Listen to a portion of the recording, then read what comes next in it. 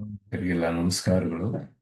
ಶ್ರೀನಿವಾಸ ಇತಿ ಶ್ರೇಷ್ಠತೆಯ ಪಾತ್ರಂ ಗುಣಾನ್ವಿತಃ ಕೌಶಿಕೋನಂತರಂಗಾರ್ಯಶ್ಚಿರಂ ವಿಜೇತಾಂ ಭುವಿ ನ್ಯಸ್ತಾತ್ಮೀಯಭರಂ ವರಪ್ರದ ಗುರಂ ವೈರಾಗ್ಯಭಾಗ್ಯೋರ್ಧೋ ವೇದಾಂತಾಮೃತಸಾರವಂತಮನಘಾತ್ ಶ್ರೀನಿವಾಸಾತ್ ಗುರೋಃ ಶ್ರೀಶೈಲಾನ್ವಯಕೌಸ್ತುಭस्य ತನಯಂ ಶ್ರೇಯೋನಿಧೇ ಶ್ರೀನಿಧೇಃ ವಂದೇ ಸಾಧುಕಟಾಕ್ಷಕೇಳಿನಿಲಯಂ ಶ್ರೀಕೃಷ್ಣಸದ್ದೇಶಿಕಂ श्रीवासरङ्गपरकालमुनित्रयाप्तलक्ष्मात्मरक्षणेति त्वैगागमान्तम् आचार्यभक्तिपरिपूतमनर्घशीलं गोपालदेशिकमुनिं गुरुमाश्रयामः।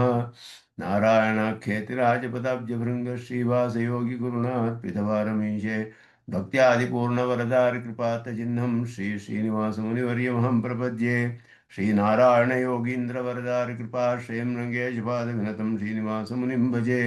श्रीमान् वेङ्कटनाथार्य कवितार्किककेसरी वेदान्ताचार्यवर्यो मे सन्निधत्तां सदा हृदि यो नित्यमच्युतपदाम्बुजयुग्मरुक्मं व्यामोहतस्तरितराणि तनाय मेने अस्मद्गुरोर्भगवतोऽस्य देकसिन्धो रामानुजस्य चरणौ शरणं प्रपद्ये।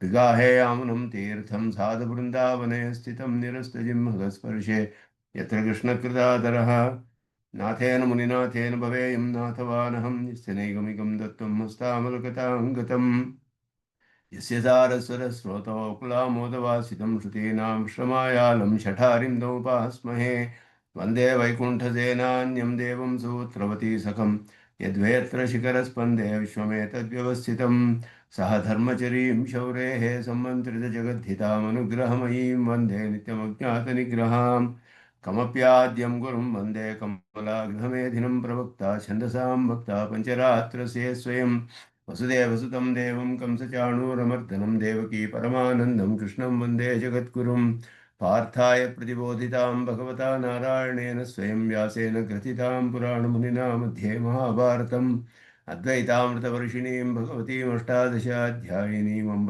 त्वामनुसन्दधामि भगवद्गीते भवद्वेषिणीं यत्पदाम्भोरुहध्यानविध्वस्ता शेषकल्मषः वस्तुतामुपयातोऽहं यामुनेयं नमामि तम् यतिपरिवृढो गीतानामदर्शेदञ्जसा निगमपरिषन्नेदीयां संनिरामयमाशयं जननपदवीयातायातश्रमापहरां धियं जनेतु समे देव श्रीमान् धनञ्जयसारथिः सन्तः सारलयः चित्ततमः प्रमथिनीमिमां भजन्तु भगवद्गीता भाष्यतात्पर्यचन्द्रिकां श्रीमते रामानुजाय नमः।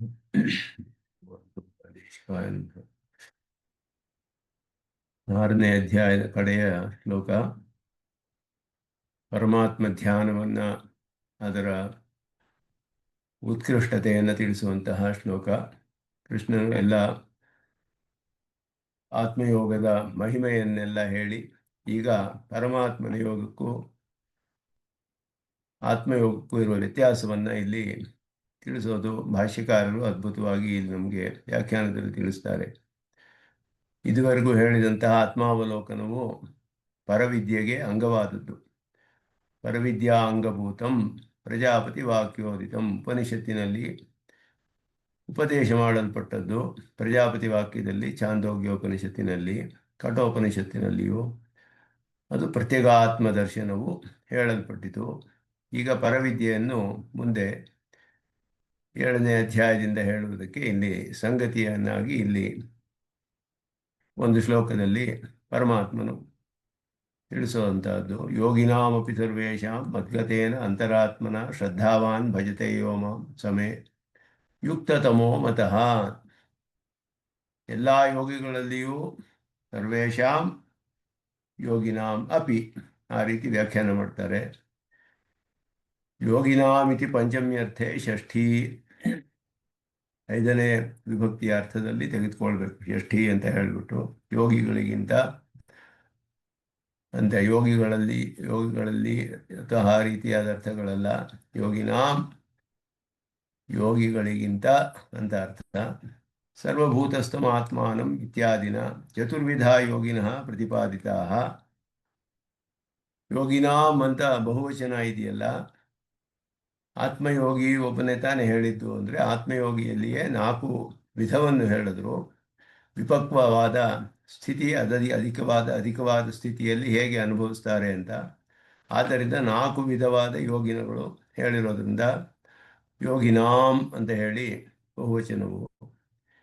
ತೇಷು ಅನಂತರ್ಗತತ್ವಾತ್, ಆ ನಾಲ್ಕು ವಿಧವಾದ ಯೋಗಿಗಳಲ್ಲಿ ಸೇರಿಲ್ಲ ಇದು, ಅದಕ್ಕೆ ಹೊರಗಡೆ ಇರುವಂತಹದ್ದು. ವಕ್ಷ್ಯಮಾಣಸ್ಯ ಯೋಗಿನಃ ನ ನಿರ್ಧಾರಣೆ ಷಷ್ಠಿ ಸಂಭವತಿ. ಆದ್ದರಿಂದ ಈಗ ಹೇಳ್ತಾ ಇರುವಂತಹ ಯೋಗಿನಾಮಪಿ ಅಂತ ಹೇಳುವಾಗ ಆ ನಾಲ್ಕು ಯೋಗಿಗಳಲ್ಲಿಯೇ ಯಾರೋ ಒಬ್ಬರು ಯೋಗಿಯೋ ಅನ್ನೋದು ಅರ್ಥವಲ್ಲ. ಆ ನಾಲ್ಕು ಯೋಗಿಗಳಿಂದ ಬೇರೆಯಾದ ಇನ್ನೊಂದು ಯೋಗಿಯ ವಿಷಯವನ್ನು ಈಗ ಹೇಳ್ತಾ ಇರುವಂತಹದ್ದು. ಆದ್ದರಿಂದ ಇದು ಷಷ್ಠಿ ನಿರ್ಧಾರಣಾರ್ಥದಲ್ಲಿ ಬರುತ್ತೆ, ಇಂತಹವನೇ ಅಂತ ಹೇಳಿಬಿಟ್ಟು. ಯೋಗಿಗಳಲ್ಲಿ ಒಬ್ಬನು ಅಂತ ಹೇಳಿದ್ರೆ ಆ ನಾಲ್ಕು ಯೋಗಿಗಳಲ್ಲಿ ಯಾರು ನನ್ನನ್ನು ಧ್ಯಾನ ಮಾಡ್ತಾನೋ ಅವನು ಅಂತ ಅರ್ಥವಲ್ಲ. ನಾಲ್ಕು ಯೋಗಿಗಳಿಗಿಂತ ಹೊರಪಟ್ಟ ಇನ್ನೊಬ್ಬ ಉತ್ಕೃಷ್ಟನಾದ ಯೋಗಿ, ನನ್ನನ್ನೇ ಉಪಾಸನೆ ಮಾಡ್ತಾನವನು ಅಂತ ಹೇಳುವಂತಹ ಅದಕ್ಕಿಂತ ಬೇರೆಯಾದ ಯೋಗಿಯನ್ನು ಹೇಳ್ತಾ ಇರೋದ್ರಿಂದ ಇಲ್ಲಿ ಷಷ್ಠಿ ವಿಭಕ್ತಿಯ ಅರ್ಥ ತೆಗೆದುಕೊಳ್ಳೋಕ್ಕಾಗೋದಿಲ್ಲ.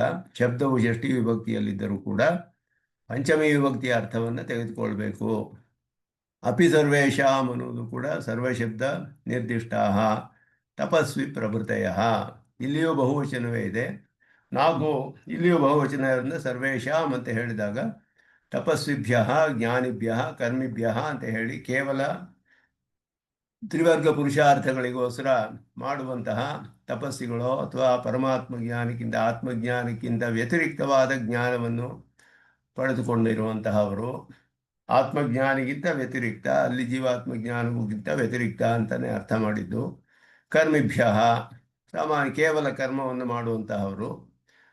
ಈ ಮೂರು ಜನ ಅಧಿಕಾರಿಗಳು ಅವರಿಗಿಂತಲೂ ಕೂಡ ಅವರಿಗಿಂತ ಅತ್ಯಂತ ಅಧಿಕವಾದ ಮಹಿಮೆ ಅಂತ ಹೇಳಲ್ಪಟ್ಟ ಆತ್ಮಜ್ಞಾನಿಗಿಂತಲೂ ಕೂಡ ಬೇರೆಯಾದ ಇನ್ನೊಬ್ಬ ಯೋಗಿಯ ಮಹಿಮೆಯನ್ನು ಇಲ್ಲಿ ಹೇಳ್ತಾ ಇರುವಂತಹದ್ದು.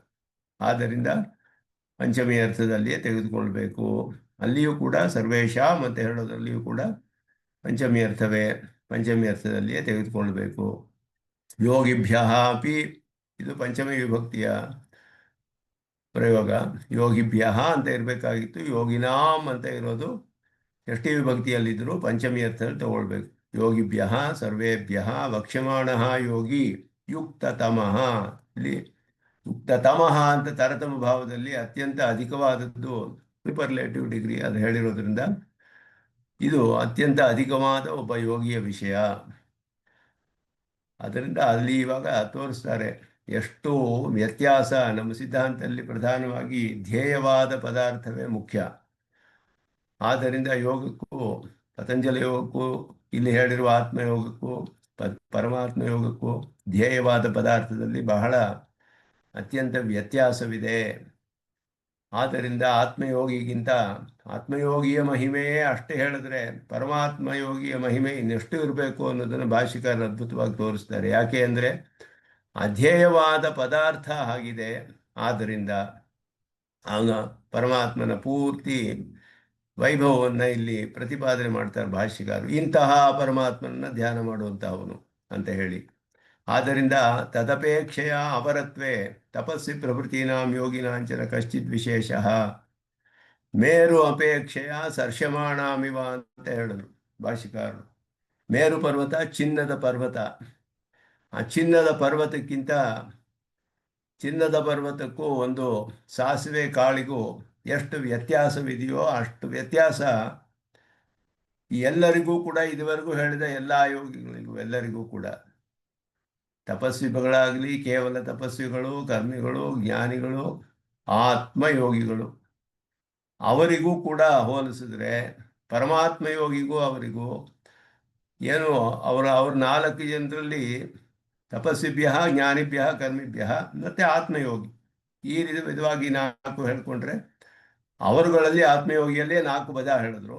ಇವರೆಲ್ಲರೂ ಕೂಡ ಅವರಲ್ಲಿ ವ್ಯತ್ಯಾಸ ಬಹಳ ಕಡಿಮೆ. ಎಲ್ಲರೂ ಸಾಸಿವೆಯಂತೆಯೇ ಪರಮಾತ್ಮ ಯೋಗಕ್ಕೆ ಹೋಲಿಸಿದ್ರೆ, ಮೇರು ಪರ್ವತಕ್ಕೆ ಸಾಸಿವೆ ಕಾಳು ಹೋಲಿಸಿದ್ರೆ ಹೇಗಿರುತ್ತೆ ಹಾಗಿರುತ್ತೆ ಅಂತ ಹೇಳಿ. ಹಾಗಾದರೆ ಆತ್ಮಯೋಗಿಯ ಮಹಿಮೆ ಅಷ್ಟು ಅಧಿಕವಾಗಿ ಹೇಳಿದ್ರಲ್ಲ, ಅದಕ್ಕೆ ಹೇಗೆ ಅರ್ಥ ಮಾಡೋದು ಅಂದರೆ ಹೇಳ್ತಾರೆ ಭಾಷಿಕಾರರು. ಯದ್ಯಪಿ ಸರ್ಷಪೇಶು ಅನ್ಯೋನ್ಯ ನ್ಯೂನಾಧಿಕ ಭಾವೋ ವಿದ್ಯತೆ. ಕೆಲವು ಸಾಸಿವೆ ಕಾಳು ಸಣ್ಣಗಿರುತ್ತೆ, ಕೆಲವು ದಪ್ಪಗಿರುತ್ತೆ, ಅಷ್ಟೇ ವ್ಯತ್ಯಾಸ ಅಂತ ಹೇಳ್ತಾರೆ. ಪರಮಾತ್ಮನ ಯೋಗಕ್ಕೆ ಹೋಲಿಸಿದ್ರೆ ಹೇಳೋಗ್ತದೆ. ತ್ರಿವರ್ಗ ಪುರುಷಾರ್ಥಕ್ಕೆ ಹೋಲಿಸಿದ್ರೆ ಆತ್ಮಜ್ಞಾನಿ ಅಷ್ಟು ಅಧಿಕವಾಗಿ ಮಹಿಮೆ ಅಂತ ಹೇಳಲ್ಪಟ್ಟಿತು. ಆದರೆ ಪರಮಾತ್ಮನಿಗೆ ಹೋಲಿಸಿದ್ರೆ ಆ ಯೋಗಿಗೆ ಇವರೆಲ್ಲರೂ ಕೂಡ ಸಾಸಿವೆ ಕಾಳಿಗೆ ಸಮನಾಗ್ಬಿಡ್ತಾರೆ. ಅವರಲ್ಲಿರುವ ವ್ಯತ್ಯಾಸ ಆಗ ಹೇಗೆ ಅಂದರೆ ಒಂದು ಸಣ್ಣ ಸಾಸಿವೆಗೂ ದಪ್ಪ ಸಾಸಿವೆಗೂ ವ್ಯತ್ಯಾಸ ಇರ್ತಲ್ಲ, ಅಷ್ಟೇ. ಆ ರೀತಿ ಹೇಳಬೇಕು ಪರಮಾತ್ಮನ ಯೋಗಕ್ಕೆ ಹೋಲಿಸಿದ್ರೆ. ಅಷ್ಟು ಉತ್ಕೃಷ್ಟತೆಯನ್ನು ಪರಮಾತ್ಮ ಯೋಗಕ್ಕೆ ಇಲ್ಲಿ. ತಥಾಪಿ ಮೇರು ಅಪೇಕ್ಷೆಯ ಅವರತ್ವ ನಿರ್ದೇಶ ಸಮಾನ. ಮೇರು ಪರ್ವತಕ್ಕೆ ಹೋಲಿಸಿದ್ರೆ ಎಲ್ಲರೂ ಕೂಡ ನಿಕೃಷ್ಟರು ಅನ್ನೋದ್ರಲ್ಲಿ ಯಾವ ವ್ಯತ್ಯಾಸವೂ ಇಲ್ಲ ಅಂತ ಇಲ್ಲಿ ಹೇಳ್ತಿರುವಂಥದ್ದು. ಯಾಕೆ ಅಂತ ಹೇಳಿದ್ರೆ ಮತ್ ಪ್ರಿಯತ್ವಾತಿರೇಕೇಣ ಅನನ್ಯಧಾರಣ ಸ್ವಭಾವತೆಯ ಮತ್ಕತೇನ ಅಂತರಾತ್ಮನ ಮನಸ. ಅಂತರಾತ್ಮ ಮನಸ್ಸು ಅಂತ ಅರ್ಥ ಮಾಡಿದ್ರು. ಪರಮಾತ್ಮನಿರುವ ಅತ್ಯಂತ ಪ್ರೀತಿಯಿಂದ ಅನನ್ಯಧಾರಣ ಸ್ವಭಾವತೆಯ ಪರಮಾತ್ಮನನ್ನು ಬಿಟ್ಟು ಧರಿಸೋದಕ್ಕೆ ಆಗುವುದಿಲ್ಲ ಆತ್ಮಧಾರಣೆ. ಅಂತಹ ಪರಮಾತ್ಮನನ್ನೇ ಚಿಂತೆ ಮಾಡ್ತಿರುವ ಮನಸ್ಸನ್ನು ಉಳ್ಳ ಶ್ರದ್ಧಾವಾನ್ ಅತ್ಯರ್ಥ ಮತ್ಪ್ರಿಯತ್ವೇನ ಕ್ಷಣ ಮಾತ್ರ ವಿಶ್ಲೇಷ ಅಸಹತೆಯ ಮತ್ಪ್ರಾಪ್ತಿ ಪ್ರವೃತ್ತವು ತ್ವರಾವಾನ್ ಯೋ ಮಾಂ ಭಜತೆ. ತ್ವರೆ ಅನ್ನೋದನ್ನ ಅರ್ಥ ಮಾಡಿದ್ರು. ಬಹಳ ಪರಮಾತ್ಮನನ್ನೇ ಪಡೆದುಕೊಳ್ಬೇಕು ಅನ್ನೋ ಒಂದು ಪ್ರವೃತ್ತಿಯಲ್ಲಿ ಅವನಿಗೆ ಅತ್ಯಂತ ತ್ವರೆ, ಒಂದು ಕ್ಷಣವೂ ಸಹಿಸಲಾಗದು. ಕ್ಷಣ ಮಾತ್ರ ವಿಶ್ಲೇಷ ಅಸಹತೆಯ. ಯಾಕೆ ಅಂದರೆ ಅಂತಹ ಒಂದು ಪ್ರೀತಿ ಭಕ್ತಿ ಪರಮಾತ್ಮನಲ್ಲಿ ಅವನಿಗೆ ಇರುವಂತಹ ಭಕ್ತಿ ಯೋಗಿಯು ಇಲ್ಲಿ ಹೇಳಲ್ಪಡ್ತಾ ಇದ್ದಾನೆ. ಅವನು ಮಾಂ ಭಜತೆ ಸೇವತೆ ಅಂತ ಅರ್ಥ ಮಾಡ್ತಾರೆ, ನನ್ನನ್ನು ಸೇವಿಸ್ತಾನೆ. ಮಾಂ ಅನ್ನೋದಕ್ಕೆ ಈಗ ತೋರಿಸ್ತಾರೆ ವ್ಯತ್ಯಾಸವನ್ನು. ಯಾಕೆ ಮೇರು ಪರ್ವತ ಸರ್ಷಪ ಅಂತ ಹೇಳಿದ್ರು? ಜೀವಾತ್ಮನು ಅಣು ಮಾತ್ರ, ಅವನಿಗೆ ಸ್ವತಂತ್ರವಾಗಿ ಸತ್ತೆಯೇ ಇಲ್ಲ. ಅವನಿಗೆ ಎಲ್ಲ ಅವನ ಎಕ್ಸಿಸ್ಟೆನ್ಸೇ ಪರಮಾತ್ಮನ ಆಧಾರ. ಅವನ ಸ್ವರೂಪ ಸ್ಥಿತಿ ಪ್ರವೃತ್ತಿ ಎಲ್ಲ ಪರಮಾತ್ಮನ ಅಧೀನ, ಎಲ್ಲ ದಶೆಯಲ್ಲಿಯೂ ಕೂಡ, ಎಲ್ಲರಿಗೂ ಕೂಡ. ಅಂತಹ ಜೀವಾತ್ಮನಿಗೆ ಇರುವ ವಿಶೇಷಣಗಳು ಏನು? ಪರಮಾತ್ಮನ ವಿಶೇಷಣಗಳು ಎಷ್ಟು ವ್ಯತ್ಯಾಸ ಇದೆ. ಕಡೆ ಸಾಸಿವೆ ಕಾಳು ಮತ್ತು ಮೇರು ಪರ್ವತ ಅಂದ್ರಲ್ಲ, ಆ ವಿಶೇಷಣಗಳನ್ನು ಈಗ ತೋರಿಸ್ತಾರೆ. ವಿಚಿತ್ರಾನಂತ ಭೋಗ್ಯ ಭೋಕ್ತೃವರ್ಗ ಭೋಗೋಪಕರಣ ಭೋಗಸ್ಥಾನ ಪರಿಪೂರ್ಣ ನಿಖಿಲ ಜಗದುದಯ ವಿಭವಲಯ ಲೀಲಂ. ಈ ವಿಚಿತ್ರವಾದ ಅನಂತವಾದ ಭೋಗ್ಯವಾದ ಪದಾರ್ಥಗಳು, ಭೋಕ್ತೃವರ್ಗಗಳೇನು, ಭೋಗೋಪಕರಣಗಳೇನು, ಭೋಗಸ್ಥಾನಗಳೇನು, ಇದೆಲ್ಲರಿಂದಲೂ ಪರಿಪೂರ್ಣವಾದಂತಹ ಈ ಸಕಲ ಜಗತ್ತಿನ ಸೃಷ್ಟಿ ಸ್ಥಿತಿ ಲಯವನ್ನೆಲ್ಲ ಕೇವಲ ತನ್ನ ಲೀಲೆಯಾಗಿ ಹೊಂದಿರುವವನು. ಇದು ಜಗತ್ಕಾರಣತ್ವ ಮೊದಲು ಪ್ರಧಾನವಾದ ಧ್ಯೇಯತ್ವಕ್ಕೆ ಪ್ರಧಾನವಾದದ್ದು. ಜಗತ್ತನ್ನೆಲ್ಲ ಹೀಗೆ ಸೃಷ್ಟಿ ಮಾಡುವಂತಹವನು ಕೇವಲ ಲೀಲೆಯೇ ಅವನಿಗೆ ಕಾರಣ, ಲೀಲೆಯಿಂದಲೇ ಸೃಷ್ಟಿ ಮಾಡುವಂತಹವನು. ಇದು ಮೊದಲ ವೈಲಕ್ಷಣ್ಯ. ಧ್ಯೇಯವಾದ ಪದಾರ್ಥದಲ್ಲಿ ವೈಲಕ್ಷಣ್ಯವನ್ನು ತೋರಿಸ್ತಾರೆ. ಈಗ ಅಸ್ಪೃಷ್ಟ ಅಶೇಷ ದೋಷ ಅನವಧಿಕಾರ್ಷಯ ಜ್ಞಾನ ಬಲ ಐಶ್ವರ್ಯ ಶಕ್ತಿ ತೇಜ ಪ್ರವೃತ್ತಿ ಅಸಂಖ್ಯೇಯ ಕಲ್ಯಾಣ ಗುಣಗಳ ನಿಧಿಂ. ಕಲ್ಯಾಣ ಗುಣಗಳ ಗಣವೇ ಅಸಂಖ್ಯೇಯ. ಒಂದೊಂದು ಗಣದಲ್ಲೂ ಕಲ್ಯಾಣ ಗುಣಗಳು ಅಸಂಖ್ಯೇಯ. ಈ ರೀತಿ ಇರುವಂತಹ ಷಾಡ್ಗುಣ್ಯ ವಿಶಿಷ್ಟನಾದ ಷಾಡ್ಗುಣ್ಯವೇ ಮೊದಲಾದದ್ದು. ಜ್ಞಾನ ಬಲ ಐಶ್ವರ್ಯ ವೀರ್ಯ ಶಕ್ತಿ ತೇಜಸ್ಸು ಮೊದಲಾದದ್ದು ಒಂದೊಂದು ಅನಧಿಕವಾದದ್ದು. ಯಾವ ಒಂದು ದೋಷದ ಸ್ಪರ್ಶವೂ ಇಲ್ಲದೆ ಇರುವಂತಹದ್ದು. ಇಂತಹ ಕಲ್ಯಾಣ ಗುಣಗಳ ನಿಧಿಯಾಗಿದ್ದಾನೆ. ಅದರಿಂದ ಅವನಿಗೆ ಗುಣಗಳನ್ನು ಉಳ್ಳ ಗುಣಿ ಅನ್ನೋದು ತಿಳಿಸುತ್ತೆ. ನಿಧಿಂ ಗುಣಗಣ ನಿಧಿಂ ಅನ್ನೋದು ಸಗುಣ ಬ್ರಹ್ಮ, ಗುಣಗಳನ್ನು ಹೊಳ್ಳುವ ಗುಣಿ ಅವನಿಗೆ. ಧರ್ಮಿ ಗುಣವನ್ನು ಹೊಂದಿರುವಂತಹ ಅಸಂಖ್ಯೇಯವಾದ ಕಲ್ಯಾಣ ಗುಣಗಳ ಗಣವನ್ನು ಹೊಂದಿರುವವನು. ಸ್ವಾಭಿಮತಾನುರೂಪ ಏಕರೂಪ ಅಚಿಂತ್ಯ ದಿವ್ಯಾದ್ಭುತ ನಿತ್ಯ ನಿರವಧ್ಯ ನಿರತಿಶಯ ಉಜ್ವಲ್ಯ ಸೌಂದರ್ಯ ಸೌಗಂಧ್ಯ ಸೌಕುಮಾರ್ಯ ಲಾವಣ್ಯ ಯೌವನಾದಿ ಅನಂತ ಗುಣ ನಿಧಿ ದಿವ್ಯ ರೂಪಂ.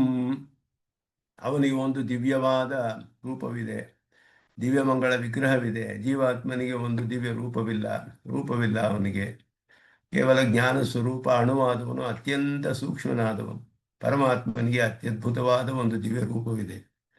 ಅವನಿಗೆ ಅಭಿಮತವಾದ ರೂಪ, ಅದಕ್ಕೆ ಅನುರೂಪವಾದದ್ದು ಅಚಿಂತ್ಯವಾದ ದಿವ್ಯವಾದ ಅದ್ಭುತವಾದ ನಿತ್ಯ ನಿರವಧ್ಯ ನಿರತಿಶಯ ಔಜ್ವಲ್ಯ ಸೌಂದರ್ಯ ಸೌಗಂಧ್ಯ ಸೌಕುಮಾರ್ಯ ಲಾವಣ್ಯಾದಿ ಅನಂತ ಗುಣನಿಧಿ ದಿವ್ಯ ರೂಪಂ. ಇಂತಹ ಅದ್ಭುತವಾದ ಅನಂತವಾದ ಗುಣಗಳಿಗೆಲ್ಲ ಅದನ್ನೆಲ್ಲ ಹೊಂದಿರುವಂತಹ ಒಂದು ದಿವ್ಯವಾದ ಮಂಗಳ ವಿಗ್ರಹವಿದೆ ಅವನಿಗೆ. ಅದು ಹೇಗೆ ಅಂದರೆ ವಾಂಗ್ ಮನಸ ಪರಿಚ್ಛೇದ್ಯ ಸ್ವರೂಪ ಸ್ವಭಾವಂ. ಪರಮಾತ್ಮನ ಸ್ವರೂಪವನ್ನಾಗಲಿ ಸ್ವಭಾವವನ್ನಾಗಲಿ ಯಾರೂ ಕೂಡ ತಿಳಿಯೋದಕ್ಕೆ ಸಾಧ್ಯ. ವಾಕ್ಯದಿಂದಲೂ ಮನಸ್ಸಿನಲ್ಲೂ ಪೂರ್ಣವಾಗಿ ತಿಳಿಯೋದು ಸಾಧ್ಯವೇ ಇಲ್ಲ. ಅಂತಹ ಅವನ ವಾಂಗ್ ಮನಸ್ಸಿಗೆ ಅಪರಿಚ್ಛೇದ್ಯವಾದ ಸ್ವರೂಪವು ಸ್ವಭಾವವು ಅಪಾರ ಕಾರುಣ್ಯ ಸೌಶೀಲ್ಯ ವಾತ್ಸಲ್ಯ ಔದಾರ್ಯ ಮಹೋದಧಿಂ. ಪಾರ್ಯ ಕಾರುಣ್ಯ ಸೌಶೀಲ್ಯ ವಾತ್ಸಲ್ಯ ಔದಾರ್ಯ ಮಹೋದಧಿಂ ಎಲ್ಲ ಅವನ ಸೌಲಭ್ಯವನ್ನು ತೋರಿಸುವಂತಹದ್ದು, ಎಲ್ಲ ಪರತ್ವವನ್ನು ಹೇಳಿ ಸೌಲಭ್ಯವನ್ನು ತೋರಿಸುವಂತಹದ್ದು. ವಾಂಗ್ಮನಸ ಅಪರಿಚ್ಛೇದ್ಯ ಸ್ವರೂಪ ಸ್ವಭಾವ ಅನ್ನೋದು ಪರತ್ವ. ಅದೇ ರೀತಿಯಲ್ಲಿ ಅವನಿಗೆ ಅತ್ಯಧಿಕವಾದ ಕಾರುಣ್ಯವೇನು, ಸೌಶೀಲ್ಯವೇನು. ಮಹತಾ ಮಂದೈ ಸಹ ನೀರಂದ್ರ ಸಂಶ್ಲೇಷ. ಸೌಶೀಲ್ಯ ಸಾಮಾನ್ಯವಾದ ಜನರೊಡನೆ ತನಗೂ ಅವನಿಗೂ ಯಾವ ವಿಶೇಷವೂ ಇಲ್ಲ ಅನ್ನೋ ಹಾಗೆ ಬೆರೆತು ಅವರೊಡನೆ ಎಲ್ಲ ವ್ಯವಹಾರಗಳನ್ನು ಮಾಡುವಂಥದ್ದು ಸೌಶೀಲ್ಯ ಅನ್ನುವ ಗುಣ. ಆದ್ದರಿಂದಲೇ ಅವನು ಗೋಪಾಲಕನಾಗಿ ಅವತಾರ ಮಾಡ, ಯಾವ ಯಾವ ಜಾತಿಯಲ್ಲಿ ಬೇಕಾದರೂ ಅವರಿಗೆ ಸಮಾನವಾಗಿ ಅವತಾರ ಮಾಡುತ್ತಾನೆ. ಸೌಶೀಲ್ಯ ವಾತ್ಸಲ್ಯ ದೋಷವನ್ನೇ ನೋಡದೇ ಇರುವಂತಹದ್ದು. ಔದಾರ್ಯ ಮಹೋದಧಿಂ ಅನಾಲೋಚಿತ ವಿಶೇಷ ಅಶೇಷ ಲೋಕ ಶರಣ್ಯಂ. ಇದುವೇ ಅವನಿಗೆ ಶರಣಾಗತಿ ಮಾಡುವುದಕ್ಕೆ ಪ್ರಧಾನವಾದ ಗುಣ. ನಾವು ಅನುಸಂಧಾನ ಮಾಡುವುದು ಎಲ್ಲ ಲೋಕಗಳಿಗೂ ಅವನೇ ಶರಣ್ಯ. ಯಾರು ಅವನಲ್ಲಿ ಶರಣಾಗತಿ ಮಾಡ್ತಾರೋ ಅವರಲ್ಲಿ ಯಾವ ವಿಶೇಷವನ್ನು ಆಲೋಚನೆಯೂ ಕೂಡ ಮಾಡೋದಿಲ್ಲ. ಇವರಲ್ಲಿ ಏನಾದ್ರು ವಿಶೇಷವಿದೆಯೇ ಇಲ್ಲವೇ ಯಾವುದನ್ನು ನೋಡೋದಿಲ್ಲ. ನನ್ನನ್ನು ರಕ್ಷಿಸು ಅಂತ ಅವನ ಪಾದಗಳಲ್ಲಿ ಬಿದ್ದು ಪ್ರಾರ್ಥನೆ ಮಾಡಿದ್ರೆ ಸಾಕು, ರಕ್ಷಿಸಿಬಿಡ್ತಾನೆ, ಯಾರೇ ಆಗಿರಬಹುದು. ಅನಾಲೋಚಿತ ವಿಶೇಷ ಅಶೇಷ ಲೋಕ ಶರಣ್ಯ ಪ್ರಣತಾರ್ತಿಹರಂ. ಯಾರು ಹಾಗೆ ಅವನಲ್ಲಿ ಆಶ್ರಯಿಸ್ತಾರೋ ಅವರ ಎಲ್ಲ ದುಃಖಗಳನ್ನು ನಾಶಪಡಿಸುವಂತಹವನು. ಆಶ್ರಿತ ವಾತ್ಸಲ್ಯೈಕ ಜಲಧಿಂ. ಅವರಲ್ಲಿ ವಾತ್ಸಲ್ಯವೇ ಅವನಿಗೆ ಅತ್ಯಧಿಕವಾದ ಗುಣ. ಯಾಕೆ ಅಂದರೆ ಆಶ್ರಿತರಲ್ಲಿ ಅವರನ್ನು ಆಶ್ರಯಿಸಬೇಕಾದ್ರೆ ನಮ್ಮಲ್ಲಿ ಎಲ್ಲ ವಿಧವಾದ ದೋಷಗಳೇ ಇದೆ. ಆ ದೋಷಗಳನ್ನೆಲ್ಲ ನೋಡದೇ ಇದ್ರೇನೆ ಅವನು ನಮ್ಮನ್ನು ಸ್ವೀಕಾರ ಮಾಡೋಕ್ಕೆ ಸಾಧ್ಯ. ಆದ್ದರಿಂದ ಅವನು ಸರ್ವಜ್ಞನಾಗಿದ್ದರೂ ಕೂಡ ಅವಿಜ್ಞಾತ ಅನ್ನೋ ಹಾಗಿರ್ತಾನೆ, ಏನು ತಿಳಿಯೋದಿಲ್ಲ ಅನ್ನೋ ಹಾಗೆ. ವಾತ್ಸಲ್ಯ ಅನ್ನುವ ಮಹಾಗುಣದಿಂದ ಅಖಿಲ ಮನುಜನಯನ ವಿಷಯತಾಂ ಗತಂ. ಪರಮಾತ್ಮನು ತನ್ನ ವಿಷಯ ತಾನೇ ಹೇಳ್ತಾ ಇರೋದಿಲ್ಲಿ. ಅವನು ಹೇಳ್ತಾನೆ, ನಾನು ಎಲ್ಲರ ಮನುಷ್ಯರ ಒಂದು ಕಣ್ಣಿಗೆ ಚಕ್ಷುಸ್ಸಿಗೆ ವಿಷಯವಾಗಿ ಬಂದಿದ್ದೇನೆ ಈಗ. ಅಂತಹ ನನ್ನನ್ನು ಯಾರು ಉಪಾಸನೆ ಮಾಡ್ತಾನೋ ಅಂತ ಕೃಷ್ಣ ನೇರವಾಗಿ ಅರ್ಜುನಿಗೆ ಹೇಳ್ತಾ ಇರೋದು ತನ್ನ ವಿಷಯವನ್ನ. ಅಖಿಲ ಮನುಜನಯನ ವಿಷಯತಾಂಗತಂ ಅಜಹತ್ ಸ್ವಸ್ವಭಾವಂ. ಹೀಗೆ ಬಂದು ಅವತಾರ ಮಾಡಿದ್ರು, ಎಲ್ಲರ ಕಣ್ಣಿಗೂ ಕಾಣುವ ಹಾಗಿದ್ದರು. ತನ್ನ ಸ್ವಭಾವವನ್ನು ಸ್ವಲ್ಪವೂ ಬಿಡದವನು. ತನ್ನ ಒಂದು ಯಾವುದ ದಿವ್ಯವಾದ ಸ್ವರೂಪ ಸ್ವಭಾವಗಳೆಲ್ಲ ಇದೆಯೋ ಪರಿಪೂರ್ಣವಾಗಿ ಎಲ್ಲದರೊಡನೆ ಅವತಾರದಲ್ಲಿಯೂ ಅವತಾರ ಮಾಡುವಂತಹವನು. ವಸುದೇವ ಗೃಹೇ ಅವತೀರ್ಣಂ. ವಸುದೇವನ ಮನೆಯಲ್ಲಿ ತಾನೇ ಸಂಕಲ್ಪ ಮಾಡಿ ಅವನಿಗೆ ಮಗನಾಗಿ ಅವತಾರ ಮಾಡಬೇಕು ಅಂತ ಹುಟ್ಟಿದವನು. ಅನವಧಿಕಾತಿಶಯ ತೇಜಸ ನಿಖಿಲಂ ಜಗದ್ಭಾಸಯಂತಂ. ಹಾಗಿದ್ದರೂ ತನ್ನ ಪರತ್ವವನ್ನು ಅನೇಕ ಸಮಯಗಳಲ್ಲಿ ಮರೆಸ್ಕೊಳ್ಳೋಕ್ಕಾಗುವುದಿಲ್ಲ. ಅವನ ಒಂದು ಅತಿಶಯವಾದ ತೇಜಸ್ಸು ಜಗತ್ತನ್ನೆಲ್ಲ ಪ್ರಕಾಶಪಡಿಸುತ್ತೆ. ನಿಖಿಲಂ ಜಗತ್ ಭಾಸಯಂತಂ. ಪ್ರಕಾಶಪಡಿಸ್ತಾನೆ ಜಗತ್ತಿಗೆಲ್ಲ. ಆಗಾಗ ಅವನ ಪರತ್ವವು ತೋರುತ್ತೆ, ಪರಮಾತ್ಮನ ಪರತ್ವವನ್ನು. ಆತ್ಮಕಾಂತ್ಯ ವಿಶ್ವಮಾಪ್ಯಾಯಂತಂ.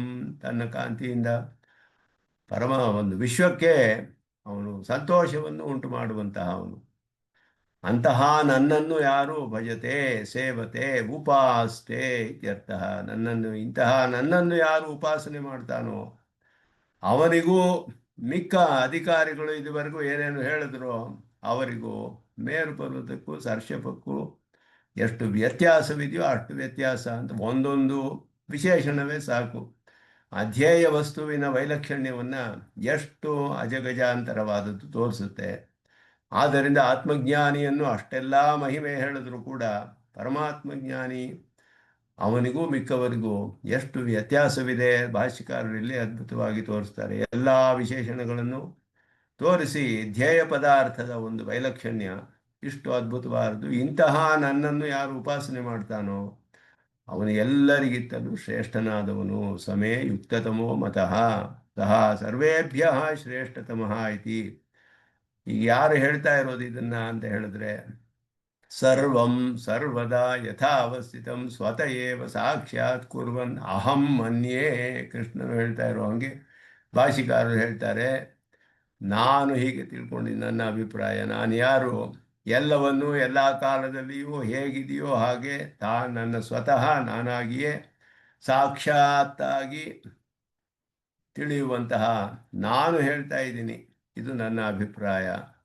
ನನ್ನ ಧ್ಯಾನ ಮಾಡುವವನು, ನನ್ನ ಉಪಾಸನೆ ಮಾಡುವವನು ಬೇರೆ ಎಲ್ಲರಿಗಿಂತಲೂ ಅತ್ಯುತ್ಕೃಷ್ಟನಾದವನು ಅನ್ನೋದನ್ನು ಭಾಷಿಕಾರರು ಇಲ್ಲಿ ಅದ್ಭುತವಾಗಿ ತೋರಿಸ್ತಾರೆ. ಯೋಗಿನಾಮಪಿ ಸರ್ವೇಷಾಂ ಮದ್ಗತೇನ ಅಂತರಾತ್ಮನ ಶ್ರದ್ಧಾವಾನ್ ಭಜತೆ ಯೋ ಮಾಂ ಸಮೇ ಯುಕ್ತತಮೋ ಮತಃ. ಮೇ ಅಂತ ಹೇಳುವಾಗ ಪರಮಾತ್ಮನು ಮಾಂ ಉಪಾಸ್ತೆ ಧ್ಯೇಯ ವಸ್ತುವಿನಲ್ಲಿರುವ ವೈಲಕ್ಷಣ್ಯ. ಮೇ ನನ್ನ ಅಭಿಪ್ರಾಯದಲ್ಲಿ ನಾನು ಯಾರು ಅಂದರೆ ಸರ್ವಜ್ಞ, ಎಲ್ಲವನ್ನು ಯೋವೇತ್ತಿ ಯುಗಪತ್ ಸರ್ವಂ ಪ್ರತ್ಯಜ್ಞೆಯನ್ನು ಸದಾ ಸ್ವತಃ ಅಂತ ನಾಥಮುನಿಗಳು ಹೇಳಿದ್ದನ್ನು ಭಾಷಿಗಾರರು ಹೇಳ್ತಾರೆ. ಸರ್ವಂ ಸರ್ವದಾ ಯಥಾವಸ್ಥಿತಂ ಸ್ವತಃ ಏವ ಸಾಕ್ಷಾತ್ ಕುರ್ವನ್ ಅಹಂ ಮನ್ಯೇ ಅಂತ ಹೇಳ್ಬಿಟ್ಟು ಕೃಷ್ಣನ ಮತ ಅಂತ ಹೇಳ್ತಾ ಇದ್ದಾನೆ. ಕೃಷ್ಣನೇ ನೇರವಾಗಿ ಹೇಳುವಂಥದ್ದು. ಏವಂ ಸರ್ವಸ್ಮಾದ್ ಆಧಿಕ್ಯೆ ಜೀವಾತ್ಮಯೋಗಿನಃ ಪ್ರತಿಪಾದಿತೆ. ಎಲ್ಲರಿಗಿಂತಲೂ ಅಧಿಕ ಅಂತ ಜೀವಾತ್ಮಯೋಗಿ ಹೇಳಲ್ಪಟ್ಟನು. ತತಃ ಪರಮಪುರುಷಾರ್ಥೋ ನಾಸ್ತಿ ಇತಿ ಶ್ರೋತ ಚರಿತಾರ್ಥ ಬುದ್ಧಿ ಸ್ಯಾತ್ ಇತಿ ಶಂಕಮಾನಃ. ಭೂಮಾವಿದ್ಯೆಯಂತೆಯೇ ಇಲ್ಲಿಯೂ ಕೂಡ ಅರ್ಜುನನು ಆಮೇಲೆ ಏನು ಪ್ರಶ್ನೆ ಮಾಡಲಿಲ್ಲ. ಇದಕ್ಕಿಂತ ಹೆಚ್ಚು ಪುರುಷಾರ್ಥ ಇರೋದಕ್ಕೆ ಸಾಧ್ಯವಿಲ್ಲ ಪರಮ ಪುರುಷಾರ್ಥ. ಯಾಕೆ ಅಂದರೆ ಆತ್ಮಯೋಗಿ ಇಷ್ಟು ಮಹಿಮೆ ಹೇಳಲ್ಪಟ್ಟಿದೆಯಲ್ಲ, ಯಾವುದೋ ಅವನು ನಾಶವಾಗುವುದಿಲ್ಲ, ಅವನ ಪ್ರಭಾವವೇ ಕ್ಷೀಣವಾಗುವುದಿಲ್ಲ. ಅವನಿಗೆ ಮತ್ತೆ ಯೋಗ ಏರ್ಪಡುತ್ತೆ, ಪುಷ್ಕಳವಾದ ಯೋಗ ಏರ್ಪಡುತ್ತೆ, ಸಿದ್ಧಿ ಲಭಿಸಿಯೇ ಲಭಿಸುತ್ತೆ. ಏನಾದರೂ ಆಸೆ ಪಟ್ಟರೆ ಮಧುರ ವಿಚಲಿತನಾದರೆ ಆಸೆಗಳನ್ನೆಲ್ಲ ಪೂರ್ಣವಾಗಿ ಅನುಭವಿಸ್ತಾನೆ. ಮತ್ತೆ ಯೋಗವೂ ಸಿಗುತ್ತೆ ಅವನಿಗೆ, ಎಲ್ಲ ಅವನಿಗೆ ಲಭಿಸುತ್ತೆ. ಇಂತಹ ಒಂದು ಮಹಾತ್ಮೆ ಅಂತ ಹೇಳಿದ ಮೇಲೆ ಇದಕ್ಕಿಂತ ಹೆಚ್ಚಿರಲಿಕ್ಕೆ ಸಾಧ್ಯವಿಲ್ಲ ಅಂತ ಶ್ರೋತ ಆದವನು, ಕೇಳ್ತಾ ಇರುವಂತಹ ಶಿಷ್ಯನಾದವನು ಇಷ್ಟು ಮುಗೀತು ಅಂತ ತಿಳಿದುಕೊಂಡು ತಿರುಗಿ ಹೋಗ್ಬಿಟ್ರೆ ಕಷ್ಟ. ಯಾಕೆಂದರೆ ಪೂರ್ಣವಾಗಿಲ್ಲ ಉಪದೇಶ, ಇದಕ್ಕಿಂತ ಹೆಚ್ಚಾದಿದೆಪ್ಪ. ಅದರ ಒಂದು ಉತ್ಕೃಷ್ಟತೆ ಕೇಳಿದ್ರೆ ಇದು ಅತ್ಯಂತ ಕಡಿಮೆ ಆದದ್ದು ಅನ್ನೋದನ್ನು ಹೇಳಬೇಕು. ಆದ್ದರಿಂದ ಇದಕ್ಕಿಂತ ಪುರುಷಾರ್ಥವಿಲ್ಲ ಅಂತ ಶ್ರೋತ ಚರಿತಾರ್ಥ ಬುದ್ಧಿ, ಇಲ್ಲಿಗೆ ಮುಗೀತು ಸಾಕು, ಇನ್ನು ಇಲ್ಲೆಲ್ಲ ಆಗೋಗಿದ್ದೀನಿ, ಉಪದೇಶ ಎಲ್ಲ ಮುಗೀತು ಅಂತ ತಿಳ್ಕೊಂಬಿಟ್ರೆ ಹಾಗೆ ಶಂಕಮಾನಃ, ಹಾಗೆ ಒಂದು ತಿಳ್ಕೊಂಡು ಅಭಿಪ್ರಾಯಪಟ್ಟು ಆಶಂಕೆ ಪಟ್ಟು ಭೂಮ ವಿದ್ಯಾಯಾಮಿವ. ನಾರದರಿಗೂ ಸನತ್ ಕುಮಾರರಿಗೂ ಇದೇ ರೀತಿ ಸಂವಾದ ಛಾಂದೋಗ್ಯದಲ್ಲಿ ಬರುವಂತಹದ್ದು. ಅವರು ಒಂದೊಂದಾಗಿ ಅಧಿಕವಾಗಿ ಹೇಳ್ಕೊಂಡು ಹೋಗ್ತಾರೆ. ನಾರದರು ಕೇಳ್ತಾರೆ ಅವ್ರನ್ನ, ಇದಕ್ಕಿಂತ ಅಧಿಕವಾದಿದೆಯೇ ಕೇಳ್ಕೊಂಡು ಬಂದು ಜೀವಾತ್ಮ ಹೇಳುವಾಗ ಯಾರು ಇದು ಮಾಡ್ತಾರೋ ಅವನೇ ಹೆಚ್ಚು ಅಂತ ಹೇಳ್ಬಿಟ್ರು. ಪ್ರಾಣಾತಿವಾದಿ ಅಂತ ಹೇಳ್ಬಿಟ್ರು. ಅತಿವಾದ ಅಂದರೆ ತಾನು ಮಾಡುವ ಉಪಾಸ್ಯವಾದ ವಸ್ತುವೇ, ತಾನು ಉಪಾಸನೆ ಮಾಡುವ ವಸ್ತುವೇ ಅತ್ಯಂತ ಉತ್ಕೃಷ್ಟವಾದದ್ದು ಅಂತ ಯಾರು ತಿಳಿತಾವನೋ ಅವನು ಅತಿವಾದಿ. ಪ್ರಾಣ ಅಂತ ಹೇಳಿ ಜೀವಾತ್ಮನನ್ನು ತಿಳಿಸಿ ಪ್ರಾಣನನ್ನು ಯಾರು ಉಪಾಸನೆ ಮಾಡ್ತಾನೋ ಅವನು ಅತಿವಾದಿ ಆಗ್ತಾನೆ, ಪ್ರಾಣಾತಿವಾದಿ ಅಂತ ಸನತ್ ಕುಮಾರರು ಉಪದೇಶ ಮಾಡಿದ್ರು ನಾರದನಿಗೆ.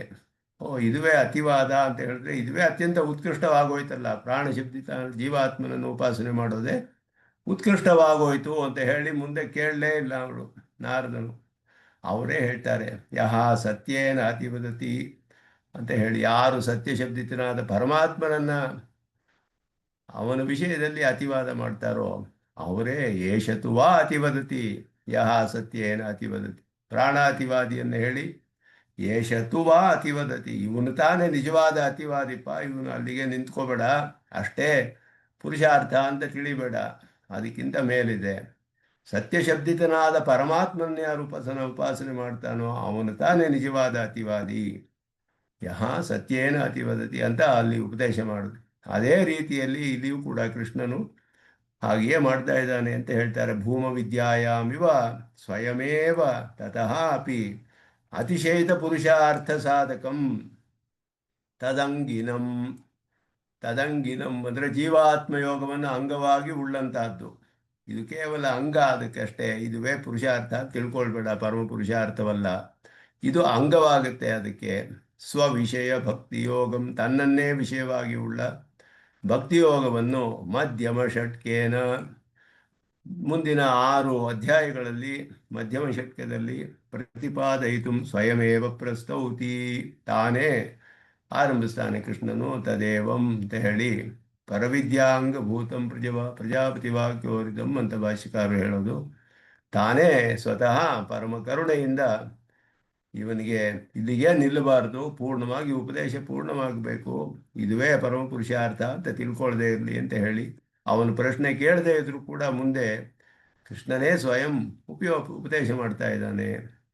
ಉಕ್ತೈ ಪ್ರಮಾಣತರ್ಕೈ ಉಪಪಾರಿತ ಪ್ರಕಾರೇಣ ಇತ್ಯರ್ಥ. ಪ್ರಮಾಣಗಳಿಂದಲೂ ತರ್ಕಗಳಿಂದಲೂ ಉಪಪಾದನೆ ಮಾಡಿದ ಪ್ರಕಾರಗಳಿಂದ ಅರ್ಥ. ಇಲ್ಲಿ ಉಕ್ತೈ ಪರವಿದ್ಯಾಂಗಭೂತಂ ಪ್ರತ್ಯಗಾತ್ಮದರ್ಶಂ ಪರವಿದ್ಯಾಂ ಪ್ರಸ್ತೌತಿ ಅಂತ ಹೇಳಿ ಇಲ್ಲಿವರೆಗೂ, ಇನ್ನು ಮುಂದೆ ಪರಮಾತ್ಮನ ಯೋಗವನ್ನು ಹೇಳ್ತಾ ಇರೋದು ಇವಾಗ ಮುಂದೆ ತಿಳಿಯುತ್ತೆ. ಇದುವರೆಗೂ ಹೇಳಲ್ಪಟ್ಟಿದ್ದು ಎಲ್ಲ ಪ್ರಮಾಣ ತರ್ಕ ಮೊದಲಾದವುಗಳಿಂದ ಉಪಪಾದಿತವಾದ ಪ್ರಕಾರ.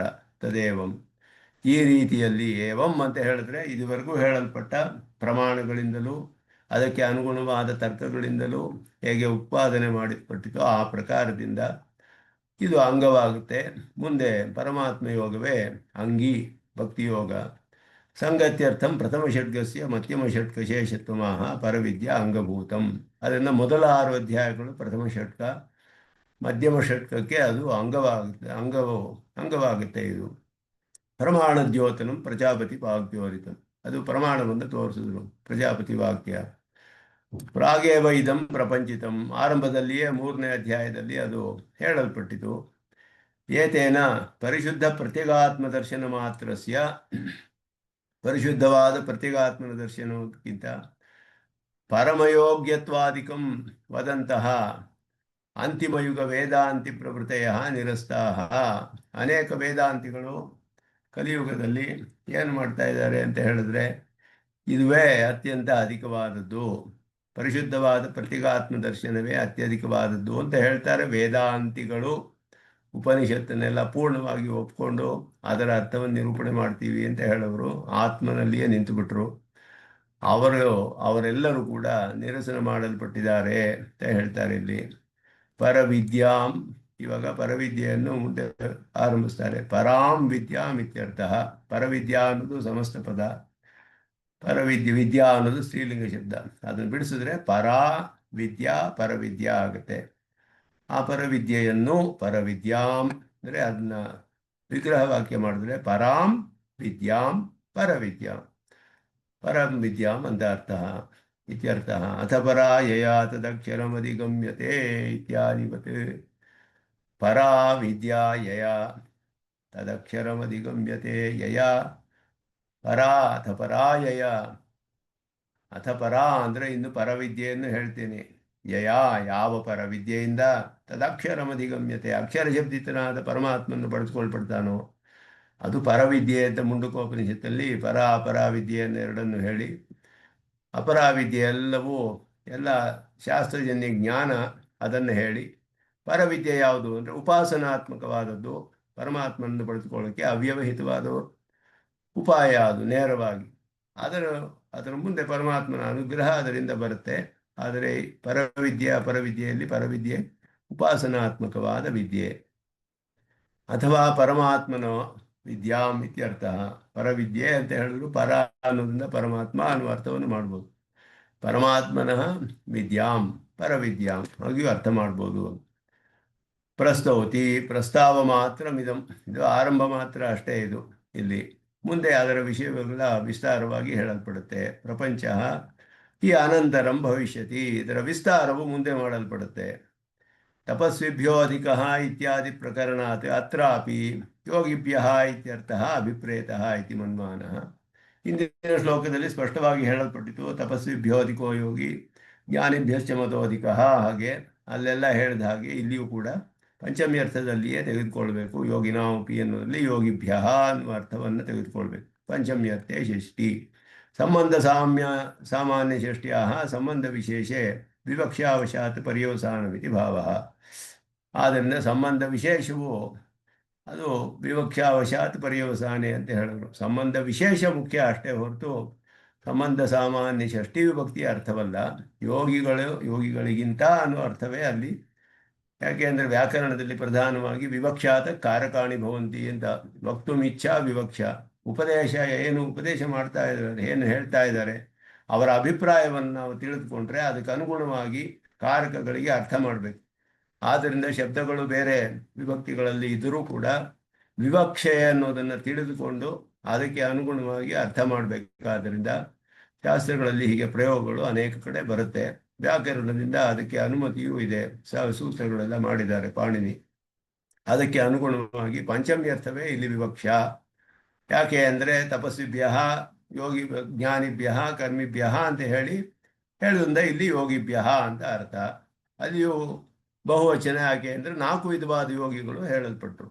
ಆದ್ದರಿಂದ ಯೋಗಿಭ್ಯ ಅನ್ನೋದು ವಿವಕ್ಷ ಅನುಗುಣವಾಗಿದೆ ಅನ್ನೋದನ್ನು ಭಾಷಿಕಾರರು ಹೇಳ್ತಾರೆ. ನಾನು ಏವಂ ಕಿಮರ್ಥಂ ಪರಿಕ್ಲಿಶತೆ ನಿರ್ಧಾರಣೆ ಷಷ್ಠಿ ಹತ್ರ ಸಂಭವತಿ. ನಿರ್ಧಾರಣೆ ಷಷ್ಠಿ ಯಾಕೆ ತಗೊಳ್ಬಾರ್ದು ಅಂತ ಹೇಳಿದ್ರೆ ಇಲ್ಲಿ ಸ್ವಲ್ಪ ಪೂರ್ವ ಪಕ್ಷವನ್ನೆಲ್ಲ ಹಾಕೊಳ್ತಾರೆ ಸ್ವಾಮಿ ದೇಶಿಕನ್ನು.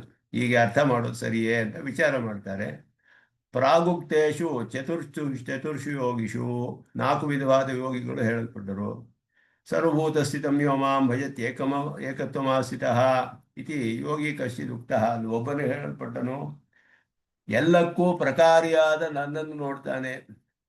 ಸರ್ವಭೂತ ಸ್ಥಿತಂ ಯೋ ಮಾಂ ಭಜತಿ ಏಕತ್ವಮಾಸ್ಥಿತಃ ತಸ್ಯಾಹಂ ನ ಪ್ರಣಶ್ಯಾಮಿ ದಶಮೇ ನ ಪ್ರಣಶ್ಯತಿ ಅಂತ ಹೇಳಿದಾಗ ಅವನು ಎಲ್ಲರಲ್ಲಿಯೂ ಒಬ್ಬನನ್ನು ನೋಡ್ತಾನೆ, ಪರಮಾತ್ಮನೇ ಹೌದಾ ಪ್ರಕಾರಿ ಅನ್ನೋದನ್ನು ನೋಡ್ತಾನೆ ಅಂತ ಹೇಳಲ್ಪಟ್ಟಿದ್ದಲ್ಲ. ಆ ಒಂದು ಯೋಗಿಯು ಹೇಳಲ್ಪಟ್ಟಿದ್ದಾನೆ 4 ವಿಧದಲ್ಲಿ. ಅವನನ್ನು ಯಾಕೆ ಇಲ್ಲಿ ಸ್ವೀಕಾರ ಮಾಡಬಾರ್ದು? ಆ 4 ವಿಧದಲ್ಲೇ ಒಬ್ಬನು ಎಲ್ಲರಲ್ಲಿಯೂ ಪರಮಾತ್ಮನ ಪ್ರಕಾರ ಎಲ್ಲರೂ ಅಂತ ನೋಡ್ತಾನಲ್ಲ, ಅವನ್ನ ಯಾಕೆ ತೆಗೆದುಕೊಳ್ಬಾರ್ದು ಅಂತ ಅರ್ಥ. ಹಾಗೆ ಹೇಳಿದ್ರು, ಧ್ಯೇಯವಾದ ವಸ್ತು ಅಲ್ಲಿ ಆತ್ಮವೇ. ಧ್ಯೇಯವಾದ ವಸ್ತು ಆತ್ಮವೇ. ಅಲ್ಲಿ ಜ್ಞಾನ ಸ್ವರೂಪನಾದ ಜೀವಾತ್ಮನೇ ಅಲ್ಲಿ ಧ್ಯೇಯ ಪದಾರ್ಥ, ಪರಮಾತ್ಮ ಅಲ್ಲ. ಜೀವಾತ್ಮನನ್ನ ಪರಮಾತ್ಮನ ಪ್ರಕಾರ ಅಂತ ನೋಡಿ ಜೀವಾತ್ಮನ ಉಪಾಸನೆ ಮಾಡುವನು. ಆದ್ದರಿಂದ ಧ್ಯೇಯ ಪದಾರ್ಥದಲ್ಲಿ ವ್ಯತ್ಯಾಸವಿದೆ. ಆದರೆ ಹಾಗೆ ಯಾಕೆ ತೆಗೆದುಕೊಳ್ಬಾರ್ದು ಅಂತ ಒಂದು ಪ್ರಶ್ನೆ ಹಾಕ್ತಾರೆ ಇಲ್ಲಿ. ಇಲ್ಲಿಯೂ ಕೂಡ ಶ್ರದ್ಧಾವಾನ್ ಭಜತೆ ಯೋ ಮಾಂ ಇತ್ಯತ್ರ ಇತಿ ಸಯೇವ ಪ್ರತಿಭಿಜ್ಞಾಯತೆ. ಶ್ರದ್ಧೆಯಿಂದ ನನ್ನನ್ನು ಉಪಾಸನೆ ಮಾಡ್ತಾನೆ ಅಂತಾನೆ ಇಲ್ಲಿಯೂ ಕಂಡು ಬರುತ್ತೆ. ಮಾಂ ಭಜತಿ, ಇಲ್ಲಿಯೂ ಮಾಂ ಭಜತಿ, ಅಲ್ಲಿಯೂ ಸರ್ವಭೂತ ಸ್ಥಿತಂ ಯಃ ಮಾಂ ಭಜತಿ ಏಕತ್ವಮಾಸ್ಥಿತಃ ಅಂತ ಹೇಳಿ ಅಲ್ಲಿಯೂ ಕೂಡ ಹಾಗೆಯೇ ಹೇಳಲ್ಪಟ್ಟಿದೆ. ಆ ರೀತಿಯಾಗಿ ತೆಗೆದುಕೊಳ್ಬಹುದು. ನಿರ್ಧಾರಣೆ ಷಷ್ಠಿಯಾಗಿ ತಗೋಬಾರ್ದು. ಯುಕ್ತತಮಃ ಇತಿ ಪ್ರಶಂಸಾ ಅತ್ರ ಕ್ರಿಯತೆ. ಯುಕ್ತತಮಃ ಅಂತ ಹೇಳಿದೆಯಲ್ಲ ತರತಮ ಭಾವದಲ್ಲಿ, ಅತ್ಯಂತ ಯುಕ್ತನಾದವನು ಅಂತ ಹೇಳಿದೆಯಲ್ಲ, ಅದಕ್ಕೆ ಹೇಗೆ ಅರ್ಥ ಅಂದರೆ ಅವನಿಗೆ ಸ್ವಲ್ಪ ಪ್ರಾಶಸ್ತ್ಯವನ್ನೇ ಹೇಳಿಬಿಡಿ, ಪ್ರಶಂಸೆ ಮಾಡೋಕ್ಕೋಸ್ಕರ ಇವನು ಬಹಳ ಅಧಿಕ ಅಂತ ಹಾಗೆ ಅರ್ಥ ಮಾಡ್ಬೋದು. ಯುಕ್ತತಮಃ ಇತ್ಯತ್ರ ಪ್ರತ್ಯಯಶ್ಚ ನಿರ್ಧಾರಣಾರ್ಥತ್ವ ಸೂಚಕ ತಸ್ಮಾತ್ ನಾಸೋ ಪಂಚಮ್ಯರ್ಥೆ ಷಷ್ಠಿ. ಅಂದ ಯುಕ್ತತಮಃ ಒಬ್ಬನೇ ಹೇಳಲ್ಪಟ್ಟಿದ್ದಾನೆ. ಆದ್ದರಿಂದ ಅತ್ಯಂತ ಯುಕ್ತನಾದವನು ಯೋಗಿಯೇ, ಅವನ ವಿಷಯವೇ ತೆಗೆದುಕೊಳ್ಬೇಕು ಹೇಳಿದಾಗ ಇಲ್ಲಿ ಹೇಳ್ತಾರೆ, ಏತೇನ ಪೂರ್ವ ಶ್ಲೋಕೆ ಯೋಗಿ ಇತಿ ಏಕವಚನ ನಿರ್ದೇಶೇಪಿ ಅತ್ರ ಬಹುವಚನೇನ ಅನುವಾದಸ್ಯ ವಿಷಯ ಅಪಿ ದರ್ಶಿತಃ. ಇಲ್ಲಿ ಹಿಂದಿನ ಶ್ಲೋಕದಲ್ಲಿ ತಪಸ್ವಿಭ್ಯೋ ಅಧಿಕೋ ಯೋಗಿ ಅಂತ ಹೇಳಲ್ಪಟ್ಟಿತ್ತು ಏಕವಚನದಲ್ಲಿ. ಹಾಗೆಯೇ ಜ್ಞಾನಿಭ್ಯಶ್ಚ ಅಧಿಕೋ ಮತಃ ಕರ್ಮಿಭ್ಯಶ್ಚ ಅಧಿಕೋ ಯೋಗಿ. ಈಗ ತಾನೇ ಹೇಳಿ ಯೋಗಿ ಯೋಗಿ ಅಂತ ಏಕವಚನ. ಇಲ್ಲಿ ಬಹುವಚನವಿದೆ. ಬಹುವಚನ ಯಾಕೆ ಹೇಳಿತು ಅಂತ ಹೇಳಿದ್ರೆ ತೇಷು ಅಂತ ಇಲ್ಲಿ ವಿವರಿಸ್ತಾರೆ. ಇಲ್ಲಿ 4 ವಿಧವಾಗಿ ಹೇಳಿದ್ರಲ್ಲ, ಅವರಲ್ಲಿ ಅನಂತರ್ಗತತ್ವಾತ್ ಅಂದರು. ತೇಷು ಅನಂತರ್ಗತತ್ವಾತ್, ಅವರಲ್ಲಿ ಇವರು ಸೇರಿಲ್ಲ ಇವನು ಅಂತ ಹೇಳಿ ಅವರಿಗೂ ಈಗೂ ವ್ಯತ್ಯಾಸವನ್ನು ತೋರಿಸ್ತಾರೆ ಬಹುವಚನ ಹೇಳಿರೋದ್ರಿಂದ. ಪರಮಾತ್ಮ ಉಪಾಸಕೋ ಹಿ ಯೋಗಿ ಮಧ್ಯಮ ಷಟ್ಕೇನ ವಕ್ಷ್ಯತೆ ತಸ್ಯ ಚ ಪ್ರಸ್ತಾವಃ ಅತ್ರ ಕ್ರಿಯತೆ ನ ಚ ಅಸೌ ಪ್ರಾಗುಕ್ತಃ. ಹಿಂದೆ ಹೇಳಿದವನಲ್ಲ ಇವನು. ಪರಮಾತ್ಮ ಉಪಾಸಕನನ್ನು ಯಾರು ಮಾಡ್ತಾನೋ ಯೋಗಿ, ಅವನು ಮುಂದೆ ಹೇಳಲ್ಪಡ್ತಾನೆ 6 ಅಧ್ಯಾಯಗಳಲ್ಲಿ. ಅವನು ಇಲ್ಲಿ ಅವನ ವಿಷಯವು ಇಲ್ಲಿ ಆರಂಭಿಸಲ್ಪಡುತ್ತೆ, ವಿಸ್ತಾರವು ಮುಂದೆ ಬರುತ್ತೆ. ಸಂಗತಿಯನ್ನಾಗಿ ಹೇಳಲ್ಪಟ್ಟಿದೆ ಇಲ್ಲಿ. ಅಷ್ಟೇ ಹೊರತು ಹಿಂದೆ ಹೇಳಿದ ಯೋಗಿಯ ವಿಷಯ ಅಲ್ಲ ಇದು. ಸರ್ವವಿಸ ಸರ್ವಭೂತಸ್ಥಿತಂ ಯೋ ಮಾಂ ಇತ್ಯಾದೇಶ್ಚ ಸಾಮ್ಯ ಅನುಸಂಧಾನ ವಿಷಯತ್ವಂ ಪ್ರಾಗೇವ ಪ್ರತಿಪಾದಿತಂ. ಅಲ್ಲಿ ಪರಮಾತ್ಮ ಸಾಮ್ಯ ಹೇಳಲ್ಪಟ್ಟಿದೆ. ಆತ್ಮ ಪರಮಾತ್ಮ ಸಾಮ್ಯವನ್ನು ಆತ್ಮನಲ್ಲಿ ಅವನು ಅನುಸಂಧಾನ ಮಾಡ್ತಾನೆ. ಆದ್ದರಿಂದ ಕರ್ಮವೆಲ್ಲ ಹೋಗಿಬಿಟ್ರೆ ಅವನಿಗೆ ಪರಿಶುದ್ಧ ಸ್ವರೂಪನಾದಾಗ ಪರಮಾತ್ಮನೇ ಅವನಿಗೂ ಒಂದೇ. ಇವನಿಗೆ ಧರ್ಮಭೂತ ಜ್ಞಾತವು ಪೂರ್ಣವಾಗಿ ವಿಕಾಸವಾದಾಗ ಅವನು ಎಲ್ಲರೂ ಪರಮಾತ್ಮನ ಪ್ರಕಾರವೇ ಅಂತ ತಿಳಿತಾನೆ. ಎಲ್ಲರಿಗೂ ಪ್ರಕಾರಿಯಾದ ಪರಮಾತ್ಮ ಒಬ್ಬನೇ ಅಂತ ತಿಳಿತಾನೆ. ಈ ರೀತಿ ಸಾಮ್ಯ ಅನುಸಂಧಾನವೇ ಅಲ್ಲಿ ಎನ್ನುವುದು ಪ್ರತಿಪಾದನೆ ಮಾಡಲ್ಪಟ್ಟಿತು. ಆದ್ದರಿಂದ ಅವನ ಜ್ಞಾಪಕ ಇಲ್ಲಿ ಮಾಡಲ್ಪಟ್ಟಿಲ್ಲ. ನತಸ್ಯ ಪ್ರತ್ಯವಿಜ್ಞ ತೇನ ನತಸ್ಯ ಅತ್ರ ಪ್ರತ್ಯವಿಜ್ಞ. ಆದರೆ ಇನ್ನೇನು ಹೇಳಿದೆ ಇಲ್ಲಿಂದ ಆತ್ಮೋಪಮ್ಯೇನಿ ಶ್ಲೋಕೆ ಸರ್ವಭೂತ ಸ್ಥಿತಂ ಇತ್ಯಾದಿ ಉಕ್ತ ಯೋಗಿನಃ ಅಪಿ ಪರತರಃ ಯೋಗಿ ಪ್ರಾಗುಕ್ತ. ಅಲ್ಲಿಯೂ ಮುಂದೆ ಇನ್ನೊಬ್ಬ ಹೇಳಲ್ಪಟ್ಟ ಅಸಂಬಂಧ ಸಾಮ್ಯವು 4ನೇ ಅವಸ್ಥೆ ಹೇಳಲ್ಪಟ್ಟಿತು. ಅವನಿಗಿಂತ ಹೆಚ್ಚಾದವನು ಮೊದಲೇ ಹೇಳಿದ್ದಾರೆ, ಆಗಲೇ ಹೇಳಲ್ಪಟ್ಟಿದೆ. ಆದ್ದರಿಂದ ಯುಕ್ತ ತಮ ಆಗಕ್ಕೆ ಸಾಧ್ಯವಿಲ್ಲ ಅವನು. ಆದರೆ 4 ವಿಧ ಯೋಗಿಗಳಲ್ಲಿ ಒಬ್ಬನನ್ನು ತೆಗೆದುಕೊಂಡ್ರೆ 4ನೇವನು ಅಸಂಬಂಧ ಸಾಮ್ಯ, 4ನೇ ಅವಸ್ಥೆಯಲ್ಲಿರುವ ಯೋಗಿ ಅವರೆಲ್ಲರಿಗಿಂತಲೂ ಉತ್ಕೃಷ್ಟ ಅಂತ ಹೇಳಲ್ಪಟ್ಟಿತು 3 ವಿಧರಲ್ಲಿ. ಆದ್ದರಿಂದ ಅಲ್ಲಿಯೂ ಕೂಡ ಇಲ್ಲಿ ಯುಕ್ತ ತಮ ಅಂತ ಹೇಳಬೇಕಾದ್ರೆ ಅದು ಸರಿ ಹೋಗೋದಿಲ್ಲ. ಆದ್ದರಿಂದಲೇ ಇಲ್ಲಿ ತತಶ್ಚ ಸರ್ವಭೂತ ಸ್ಥಿತಂ ಇತ್ಯಾದಿನ ಉಕ್ತ ಯೋಗಿನಃ ಹತ್ರ ಸರ್ವಸ್ಮಾದ್ ಆಧಿಕ್ಯ ಪ್ರತಿಪಾದನೆ ಪೂರ್ವೇಣ ವಿರೋಧ ಸ್ಯಾತ್. ಹಿಂದೆ ಹೇಳಿದ್ದಕ್ಕೆ ವಿರೋಧ ಆಗೋಯ್ತು ಅವಾಗ. ಯಾಕೆ ಅಂದರೆ ಎಲ್ಲರಿಗಿಂತೂ ಅಧಿಕ ಆಗಲಿಲ್ಲ, ಅವನಿಗಿಂತ ಅಧಿಕವಾದದ್ದು ಹಿಂದೆಯೇ ಹೇಳಲ್ಪಟ್ಟಿತು, ಅಸಂಬಂಧ ಸಾಮ್ಯ ಅಂತ ಹೇಳೋದು. ಆದ್ದರಿಂದ ಅತಃ ಅತ್ರ ಯೋಗಿನಃ ತೇಷು ಅನ್ಯತಮತ್ವ ಅಯೋಗಾತ್ ನ ನಿರ್ಧಾರಣೆ ಷಷ್ಠಿ. ಅದನ್ನು ಅನಂತರ್ಗತತ್ವಾತ್ ತೇಷು ಅನಂತರ್ಗತತ್ವಾತ್. ಅದರಿಂದ ಹೇಗೆ ಸ್ವಾಮಿ ದೇಶಿಕನ್ ವಿಚಾರ ಮಾಡ್ತಾರೆ ವಿಸ್ತಾರವಾಗಿ ಎಲ್ಲವನ್ನು. ಭಾಷಿಕಾರರು ಹೇಳಿರೋದೆಲ್ಲ ಹೇಗೆ ಸೂಕ್ತವಾಗಿದೆ ಅನ್ನೋದನ್ನು ವಿಚಾರ ಮಾಡಿ ಸಮರ್ಥನೆ ಮಾಡ್ತಾರೆ. ತಾತ್ಪರ್ಯ ಜನರಿಕೆಯಲ್ಲಿ ಅದೇ ವಿಶೇಷ. ಎಲ್ಲ ಗ್ರಂಥಗಳಲ್ಲಿಯೂ ಗ್ರಂಥಗಳಲ್ಲಿ ಹಾಗೆಯೇ, ಅಧಿಕರಣ ಸಾರಾವಳಿಯಲ್ಲಿಯೂ ಹಾಗೆಯೇ. ಬರೀ ಅದು ಸಂಗ್ರಹವಲ್ಲ, ಅಧಿಕರಣಗಳ ಸಂಗ್ರಹ, ಅನುವಾದವಲ್ಲ. ಅಧಿಕರಣಗಳಲ್ಲಿ ಭಾಷ್ಯಕಾರರು ಮಾಡಿರೋ ಶ್ರೀಭಾಷ್ಯದ ವಿಷಯವನ್ನು ವಿಚಾರ ಮಾಡಿ ಹೇಳ್ತಾರಲ್ಲಿ. ಹಾಗೆಯೇ ಸ್ವಾಮಿ ದೇಶಿಕನ ಎಲ್ಲ ಗ್ರಂಥವೂ ಅಷ್ಟೇ. ಭಾಷ್ಯಕಾರರ ಒಂದೊಂದು ವಿಷಯವು ಹೇಗೆ ಸೂಕ್ತವಾಗಿದೆ ಅನ್ನೋದನ್ನು ವಿಚಾರಪೂರ್ವಕವಾಗಿ ಪೂರ್ವ ಪಕ್ಷವನ್ನೆಲ್ಲ ಹಾಕ್ಕೊಂಡು ಸ್ಥಾಪನೆ ಮಾಡ್ತಾರೆ. ಆದ್ದರಿಂದ ಇಷ್ಟು ವಿಷಯ ಇಲ್ಲಿ ಹೇಳಿದ್ದು ಹಿಂದಿನ 4 ಯೋಗಿಗಳಲ್ಲಿ ಒಬ್ಬ ಯೋಗಿ ಅಲ್ಲ ಇಲ್ಲಿ ಹೇಳ್ತಾ ಇರೋದು. ಆ 4 ಯೋಗಿಗಳಿಗಿಂತ ಬೇರೆಯಾದ, ಅದೇ ರೀತಿಯಲ್ಲಿ ಬೇರೆ ಮಿಕ್ಕವರಿಗಿಂತ ಆ 4 ಯೋಗಿಗಳು ಅಧಿಕ ಅಂತ ಮೊದಲೇ ಹೇಳಲ್ಪಟ್ಟಿತು. ಅವರು ಕೂಡ ಸೇರಿ ಎಲ್ಲ ಅಧಿಕಾರಿಗಳಿಗಿಂತಲೂ ಕೂಡ ಅತ್ಯಧಿಕನಾದ ಒಬ್ಬ ಯೋಗಿಯು ಪರಮಾತ್ಮ ಯೋಗಿ ಇಲ್ಲಿ ಹೇಳಲ್ಪಡ್ತಾ ಇದ್ದಾನೆ ಅನ್ನೋದನ್ನ ಸಮರ್ಥನೆ ಮಾಡ್ತಾರೆ. ಪೂರ್ವೋಕ್ತಾನ ವಕ್ಷ್ಯಮಾಣಂ ಚ ಯೋಗಿನಂ ಸಾಮಾನ್ಯೇನ ಸಂಗೃಹ್ಯ ತೇಷು ಅನ್ಯತಮಸ್ಯ ವಕ್ಷ್ಯಮಾಣಸ್ಯ ನಿರ್ಧಾರಣಂ ಕಿನ್ನ ಸ್ಯಾತ್. ಇನ್ನೊಂದು ಪ್ರಶ್ನೆ ಇಲ್ಲಿ, ಹೋಗಲಿ ಇವನು ಪರಮಾತ್ಮ ಉಪಾಸಕ ಅಂತ ಯಾಕೆ ಹೇಳಬೇಕು? ಹಿಂದೆ ಹೇಳಿದ್ರ ಯೋಗಿಗಳಿಗಿಂತ ಅವರ ಜೊತೆಯೇ ಇನ್ನೊಬ್ಬ ಯೋಗಿ ಅಂತ ಯಾಕೆ ಸೇರಿಸಿ ಹೇಳಬಾರ್ದು ಅಂತ ಹೇಳಿದ್ರೆ, ಅದರಲ್ಲಿ ಧ್ಯೇಯ ವಸ್ತುವಿನಲ್ಲಿ ವ್ಯತ್ಯಾಸ ಎಷ್ಟಿದೆ ಭಾಷಿಕಾರರು ತೋರಿಸ್ತಾರೆ. ಮೈವಂ ಪ್ರತಿಪನ್ನೇಶು ಕೇಶಿತ್ ಪ್ರತಿಪನ್ನಯೇವ ಈ ಕಶ್ಚಿನ್ ನಿರ್ಧಾರ್ಯ ಹೇಳಿದ್ರು. ಈ ನಿರ್ಧಾರಣಾರ್ಥದಲ್ಲಿ ಬರೋದಿಲ್ಲ. ಷಷ್ಠಿ ಅನ್ನೋದು ನಿರ್ಧಾರಣೆ ಷಷ್ಠಿ ಅಂತ ಹೇಳಲ್ಪಟ್ಟಿದೆ ಇದೆ ಅಂತ ಹೇಳುವಂಥದ್ದು. ಷಷ್ಠಿಯಲ್ಲಿ ನಿರ್ಧಾರಣ ಅಂತ ಹೇಳಿ ಅಂದರೆ ಡೆಫಿನೆಟ್ ಆಗಿ ಹೇಳೋದು, ನಿರ್ಧಾರಣೆ ಮಾಡಿ ಹೇಳೋದು ಅಂತ. ಆದ್ದರಿಂದ ಇಲ್ಲಿ ಹಿಂದೆ ಹೇಳಿದವರಿಗಿಂತ ಇನ್ನೊಬ್ಬನು ಅವ್ರ ಜೊತೆ ಸೇರಿಸಿ ಇನ್ನೊಬ್ಬನನ್ನು ಹೇಳಿ ಅಂತ ಹೇಳಿದ್ರೆ, ನಿರ್ಧಾರಣೆ ತೇಷು ಅನ್ಯತಮಸ್ಯ ವಕ್ಷ್ಯಮಾಣಸ್ಯ ನಿರ್ಧಾರಣಂ, ಅವರಲ್ಲಿ ಯಾರೋ ಒಬ್ಬನನ್ನ ಸ್ಪೆಸಿಫಿಕ್ ಆಗಿ ಹೇಳೋದು. ಅವರಲ್ಲಿಯೇ ಯಾರೋ ಒಬ್ಬರನ್ನ, ಅಷ್ಟು ಜನನನ್ನು ಸಂಗ್ರಹ ಮಾಡಿ ಇವರಲ್ಲಿ ಯಾರೋ ಒಬ್ಬರನ್ನ ಡೆಫಿನೆಟ್ ಆಗಿ ಇವನೇ ಯುಕ್ತತಮ. ಇವರಿಷ್ಟು ಜನದಲ್ಲಿ 4 ಜನ ಯೋಗಿಗಳು, ತಪಸ್ವಿಗಳು, ಕರ್ಮಿಗಳು, ಜ್ಞಾನಿಗಳು 7 ಜನ ಹೇಳಲ್ಪಟ್ರು. 7 ಜನದಲ್ಲಿ ಯಾರೋ ಒಬ್ಬ ಇವನೇ ಅಂತ ಹೇಳಿ ಈ 7 ಜನಗಳಿಗಿಂತಲೂ ಯೋಗಿನಾಮಪಿ ಸರ್ವೇಶಾಂ ಯುಕ್ತತಮಃ. ಒಬ್ಬರನ್ನೇ ಯಾರನ್ನಾದ್ರೆ ಸ್ಪೆಸಿಫಿಕ್ ಆಗಿ ಯಾರೋ ಒಬ್ಬನ ನಿರ್ಧಾರಣೆ ಮಾಡಿ ಯಾಕೆ ಹೇಳಬಾರ್ದು ಅಂತ ಹೇಳಿದ್ರೆ, ಹಾಗೆ ಹೇಳಿದ್ರೆ ಕೇಶುಚಿತ್ ಪ್ರತಿಪನ್ನೇಶು ಪ್ರತಿಪನ್ನ ಏವ ಹಿ ಕಶ್ಚಿನ್ ನಿರ್ಧಾರ್ಯ ಪ್ರತಿಪನ್ನೇಶು ಕೇಶುಚಿತ್ ಪ್ರತಿಪನ್ನಃ ಏವ ಅನ್ಯಥಾ ಅತಿಶಯಿತ ವಿಧಾನಾರ್ಥಂ ಅನುವಾದ ಅಯೋಗಾತ್.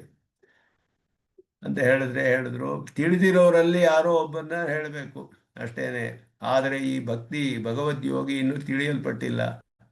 ಆದ್ದರಿಂದ ಅವನ ವಿಷಯ ಇಲ್ಲಿ ಹೇಳ್ತಾ ಇರೋದು. ಯೋಮಾಂ ಭಜತಿ ಅಂತ ಹೇಳ್ತಿರುವಾಗ ಭಜತೆ, ಇವನು ಬೇರೆಯಾದ ಅಧಿಕಾರಿ, ಅವರುಗಳಲ್ಲಿ ಒಬ್ಬನನ್ನೇ ಹೇಳಬೇಕು ನಿರ್ಧಾರಣೆ ಅಂತ ಹೇಳಿದ್ರೆ. ಇಲ್ಲದೆ ಹೋದರೆ ಬರೀ ಅತಿಶಯದ ವಿಧಾನಾರ್ಥ ಆಗಿ ಅನುವಾದ ಆಗ್ಬಿಡುತ್ತೆ. ನಚ ವಕ್ಷ್ಯಮಾಣ ಯೋಗಿ ಶ್ರೋತು ಅರ್ಜುನ ಸೇತ ಪೂರ್ವ ಪ್ರತಿಪನ್ನ. ಈಗ ಹೇಳ್ತಿರುವ ಯೋಗಿ ಇದುವರೆಗೂ ಅರ್ಜುನ ತಿಳಿದಿಲ್ಲ. ಇಂತಹ ಒಬ್ಬ ಯೋಗಿಯೂ ಇದ್ದಾನೆ ಅಂತ ತಿಳಿದಿಲ್ಲ ಅವನಿಗೆ, ಈಗ ತಾನೇ ತಿಳಿದು ಬರ್ತಾ ಇದ್ದಾನೆ. ಆದ್ದರಿಂದ ಇವನು ನಿರ್ಧಾರಣಾರ್ಥದಲ್ಲಿ ಇದ್ದರೆ, ಈಗ ಹೇಳಿರುವ 7 ಜನ ಯೋಗಿಗಳಲ್ಲಿಯೇ ಒಬ್ಬನ್ನೇ ಈಗ ಹೇಳಬೇಕಾಗಿತ್ತು. ತಿಳಿದಿರೋವರಲ್ಲಿಯೇ ಹೇಳಿದ್ರೆ ಅನುವಾದವಾಗಿಬಿಡುತ್ತೆ ಬರೀ. ಆದರೆ ಈಗ ಹೇಳ್ತಿರೋ ಯೋಗಿ ಅವರು ಯಾವುದರಲ್ಲೂ ಸೇರಿಲ್ವಲ್ಲ. ಈ ವಿಷಯ ಇನ್ನೂ ಅರ್ಜುನ ಕೇಳಿಲ್ಲ. ಆ ವಿಷಯವನ್ನು ಹೊಸದಾಗಿ ಹೇಳ್ತಾ ಇರುವ ವಿಷಯ ಪರಮಾತ್ಮನು ಹೇಳ್ತಿರೋದು. ಆದ್ದರಿಂದ ಇದು ಅರ್ಜುನನಿಗೆ ಹೊಸ ವಿಷಯವಾದ್ದರಿಂದ ಹಿಂದೆ ಹೇಳಿದ 7 ಜನಕ್ಕಿಂತ ಹೊರಪಟ್ಟವನು ಅನ್ನೋದನ್ನ ಸಮರ್ಥನೆ ಮಾಡ್ತಾರೆ. ಇದಮಪಿ ವಕ್ಷ್ಯಮಾಣಸ್ಯ ಇತಿ ಪದೇನ ಸೂಚಿತಂ. ವಕ್ಷ್ಯಮಾಣಸ್ಯ ಯೋಗಿನಃ, ಹೇಳಲ್ಪಡುವಂತಹ ಯೋಗಿ ಮುಂದೆ.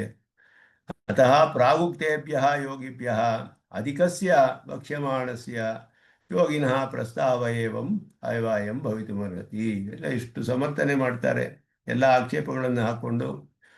ಇಷ್ಟು ಜನ ಹೇಳಿದವರಲ್ಲಿ ಒಬ್ಬನು ಅಂತ ಯಾಕೆ ಹೇಳಬಾರ್ದು ಅಂದರೆ ಹಾಗಲ್ಲ. ಇದು ಆ ರೀತಿ ಅರ್ಥ ಮಾಡೋದಕ್ಕೆ ಇಲ್ಲಿ ಸರಿ ಬರೋದಿಲ್ಲ, ಎಲ್ಲ ವಿರೋಧ ಬರುತ್ತೆ ಅಂತ ಹೇಳಿ ಇದುವರೆಗೂ ಹೇಳಿದ ಯೋಗಿಗಳಿಗಿಂತ ಹೊಸದಾದ ವಿಷಯ ಇಲ್ಲಿ ಇನ್ನೊಬ್ಬ ಯೋಗಿಯ ವಿಷಯ ಹೇಳ್ತಾ ಇರುವಂಥ, ಅದು ಅರ್ಜುನನಿಗೆ ಇನ್ನೂ ತಿಳಿದಂತಹ ವಿಷಯ. ಆದ್ದರಿಂದ ಇಲ್ಲಿ ಅವರುಗಳಲ್ಲಿಯೇ ಯಾರೋ ಒಬ್ಬ ಅಂತ ಹೇಳೋದಕ್ಕೆ ಸಾಧ್ಯವಾಗುವುದಿಲ್ಲ. ಆದ್ದರಿಂದ ಪಂಚಮ್ಯರ್ಥತ್ವೇ ವಿವಕ್ಷಣೀಯೇನ ನಿರ್ಧಾರಣೆ ಶಕ್ತಿ ಸಂಭವತಿ. ಆದ್ದರಿಂದ ಅವರುಗಳಿಗಿಂತ ಹೊರಪಟ್ಟವನು ಅಂತ ಹೇಳುವಾಗ ಪಂಚಮಿ ವಿಭಕ್ತಿ ಅರ್ಥವನ್ನೇ ಹೇಳಬೇಕಾದ್ರಿಂದ ವಿವಕ್ಷ ಅನ್ನೋದು ಪಂಚಮಿ ಅರ್ಥದಲ್ಲಿ ಬರೋದ್ರಿಂದ ಷಷ್ಠಿ ವಿಭಕ್ತಿ ಬರೋದಿಲ್ಲ ಅಂತ ಹೇಳ್ತಿದ್ದಾರೆ. ಯೋಗಿನಾಮಪಿ ಸರ್ವೇಷಾಮಿತಿ ಸಾಮಾನಾಧಿಕರಣ್ಯೇನ ಯೋಜನಾಯಾಮಪಿ ಶಬ್ದಸ್ಯ ಮಂದ ಪ್ರಯೋಜನತ್ವಂ ಸ್ಯಾತ್. ಯೋಗಿನಾಂ ಹಿ ಪ್ರಶಂಸಾ ತದಾ ಸೂಚಿತಾ ಸ್ಯಾತ್ ಸಾ ಚ ಪ್ರಾಗೇವ ಪ್ರತಿಪನ್ನ ತತ್ರ ನ ಸೂಚನ ಉಪೇಕ್ಷತೆ. ಆದ್ದರಿಂದ ಯೋಗಿನಾಂ ಸರ್ವೇಷಾಂ ಎರಡಕ್ಕೂ ಸಾಮಾನಾಧಿಕರಣ್ಯ ಹೇಳಿಬಿಟ್ರೆ ಆವಾಗಲೂ ಕೂಡ ಅಪಿ ಅನ್ನೋ ಶಬ್ದ ವ್ಯರ್ಥವಾಗುತ್ತೆ.